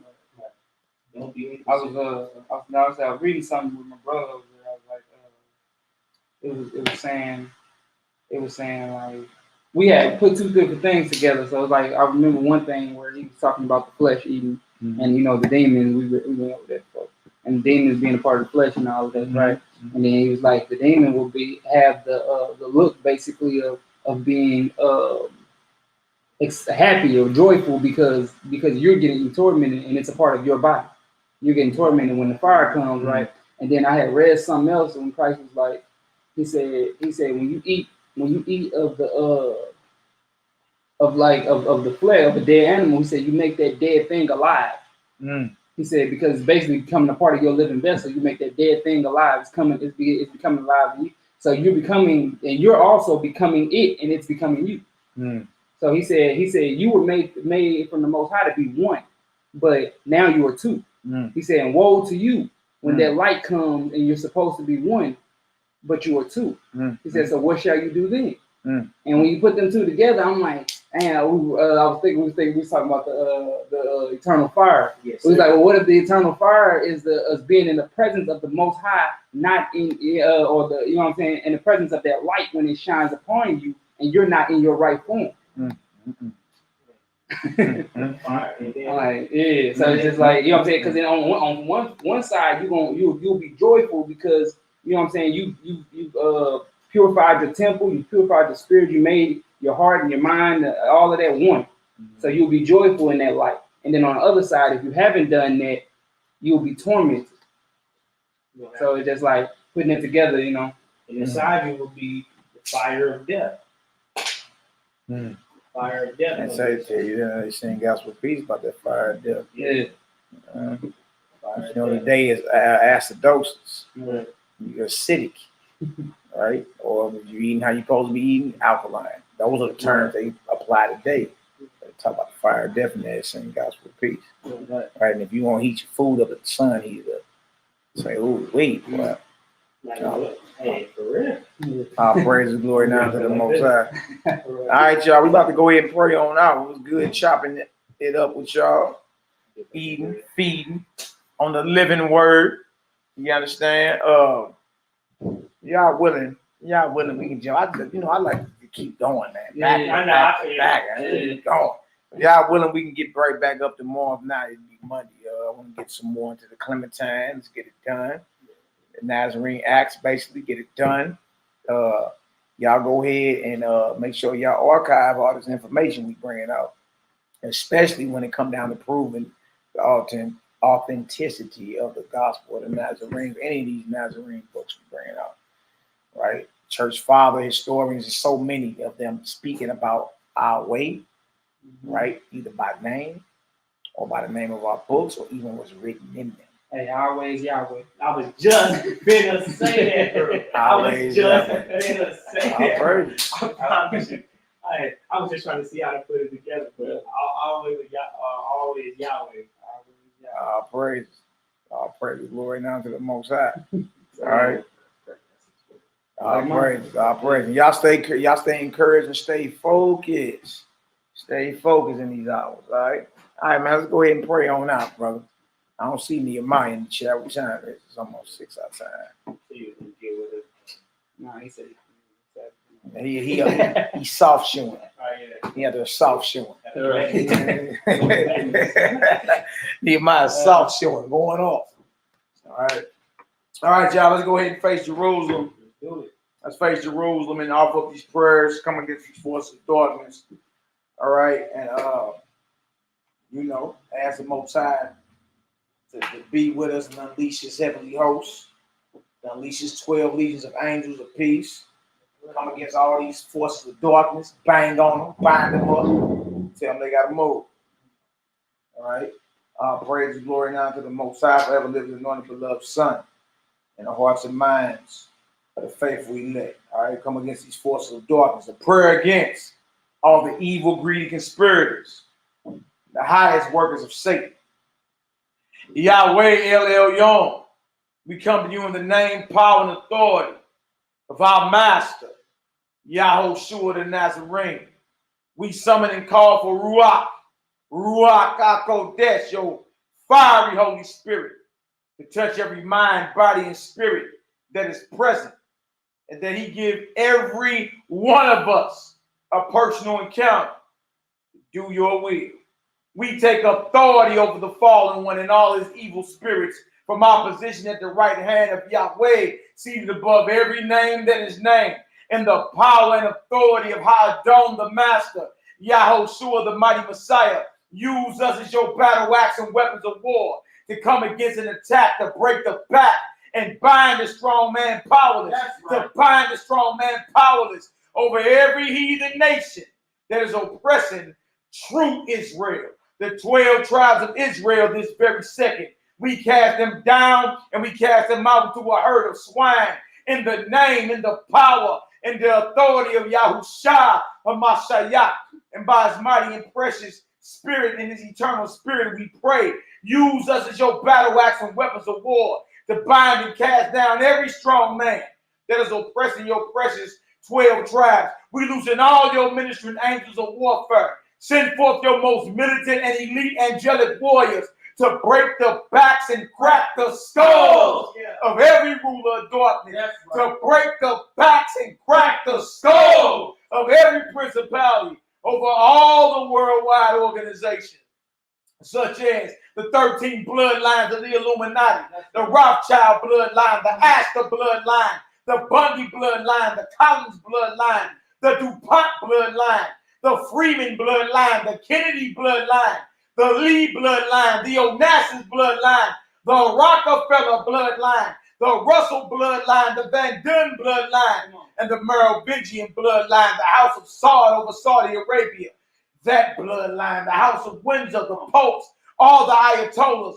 We bind all of them powerless. We bind the strong man over all Masonic orders in every religion, the Catholic Church in Vatican City, communist empires and Yahweh's governments, ISIS, Al-Qaeda, the Taliban, the CIA, MS-13, La Cosa Nostra, the Illuminati, the Council on Foreign Relations, the Trilateral Commission, the World Council of Churches, the Americas, all in every common market nation, Canada and Mexico, every organization that has rituals that are contrary to the word of YAH'KI, in the authority, in the name, in the power of Yahushua HaMashiach.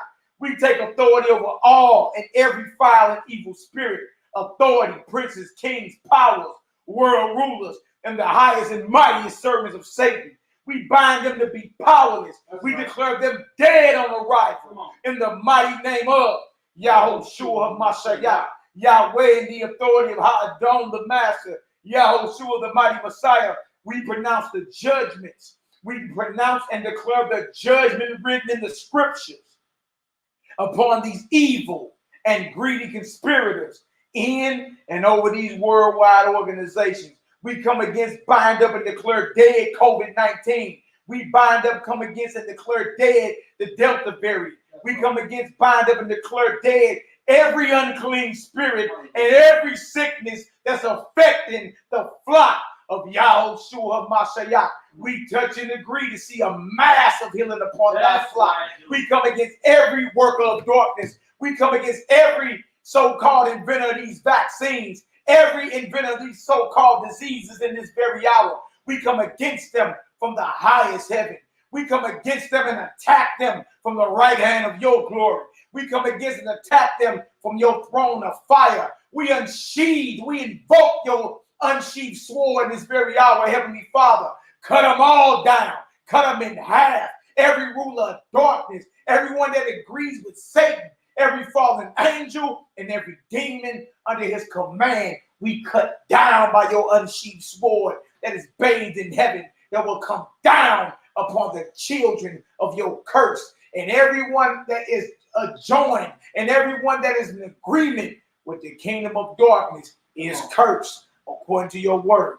In the power, name, and authority of Yahushua HaMashiach, our master, our king, our savior, our redeemer, the destroyer of the devil and all his works. And we take authority over Satan according to the written and spoken word of the Heavenly Father. For us in the Messiah's name, Yahushua HaMashiach, the mighty Messiah of Nazareth, Yahushua HaNazarene, Melech Yahudim, the King of Israel. We pray and we declare war against the kingdom of darkness. Hallelujah! Hallelujah! Hallelujah! Hallelujah! Hallelujah! Hallelujah! Hallelujah! Hallelujah! Hallelujah! Hallelujah! Hallelujah! Hallelujah! Praise the mighty Yahweh! Yeah. Yeah, we call for his unsheathed sword. Cut him down. In the power, name, and authority of your mighty Messiah, all praise, glory, and honor to the Most High. All right? And we love y'all indeed in truth. Pray till you feel it. Pray till you feel the anointing of the Most High go forth. And as you cleansing your vessels, you should feel his power in them prayers more and more. Then you should be hearing more from the Most High than you ever heard from in your entire life. You will be. Believe that, know that whatever you dealing with, whatever you feeling, you can be delivered from it. Believe that, know that. All right? Rejoice and believe you got the victory. Whatever you're dealing with, you can get a healing quick. Yeah. Got these Hebrews rapping around here. All right? Over here eating meat. Yeah. True meat. The meat of the beginning. Yeah, the true meat. It's like, whatever you're dealing with, you can get a healing quick if you're feeling sick. No, we switch that around. Whatever you're dealing with, if you're feeling sick, you can get a healing quick. Oh my God. That's right, y'all. Whatever disease, whatever sickness, whatever unclean spirit coming against you, we declare it dead right now from the highest heaven. And call for the Most High to unsheathe his sword and cut down every unclean spirit and sickness that's coming against you and your family. None of it shall stand. And cover you and your loved ones with the eternal spirit of the Heavenly Father. All right? All praise and glory now to the Most High. Y'all, we about here. Y'all willing. Y'all see us again. Strap up and back up. Don't stop till you eat not. Our way is what? Yahweh. Our way is Yahweh. Hallelujah.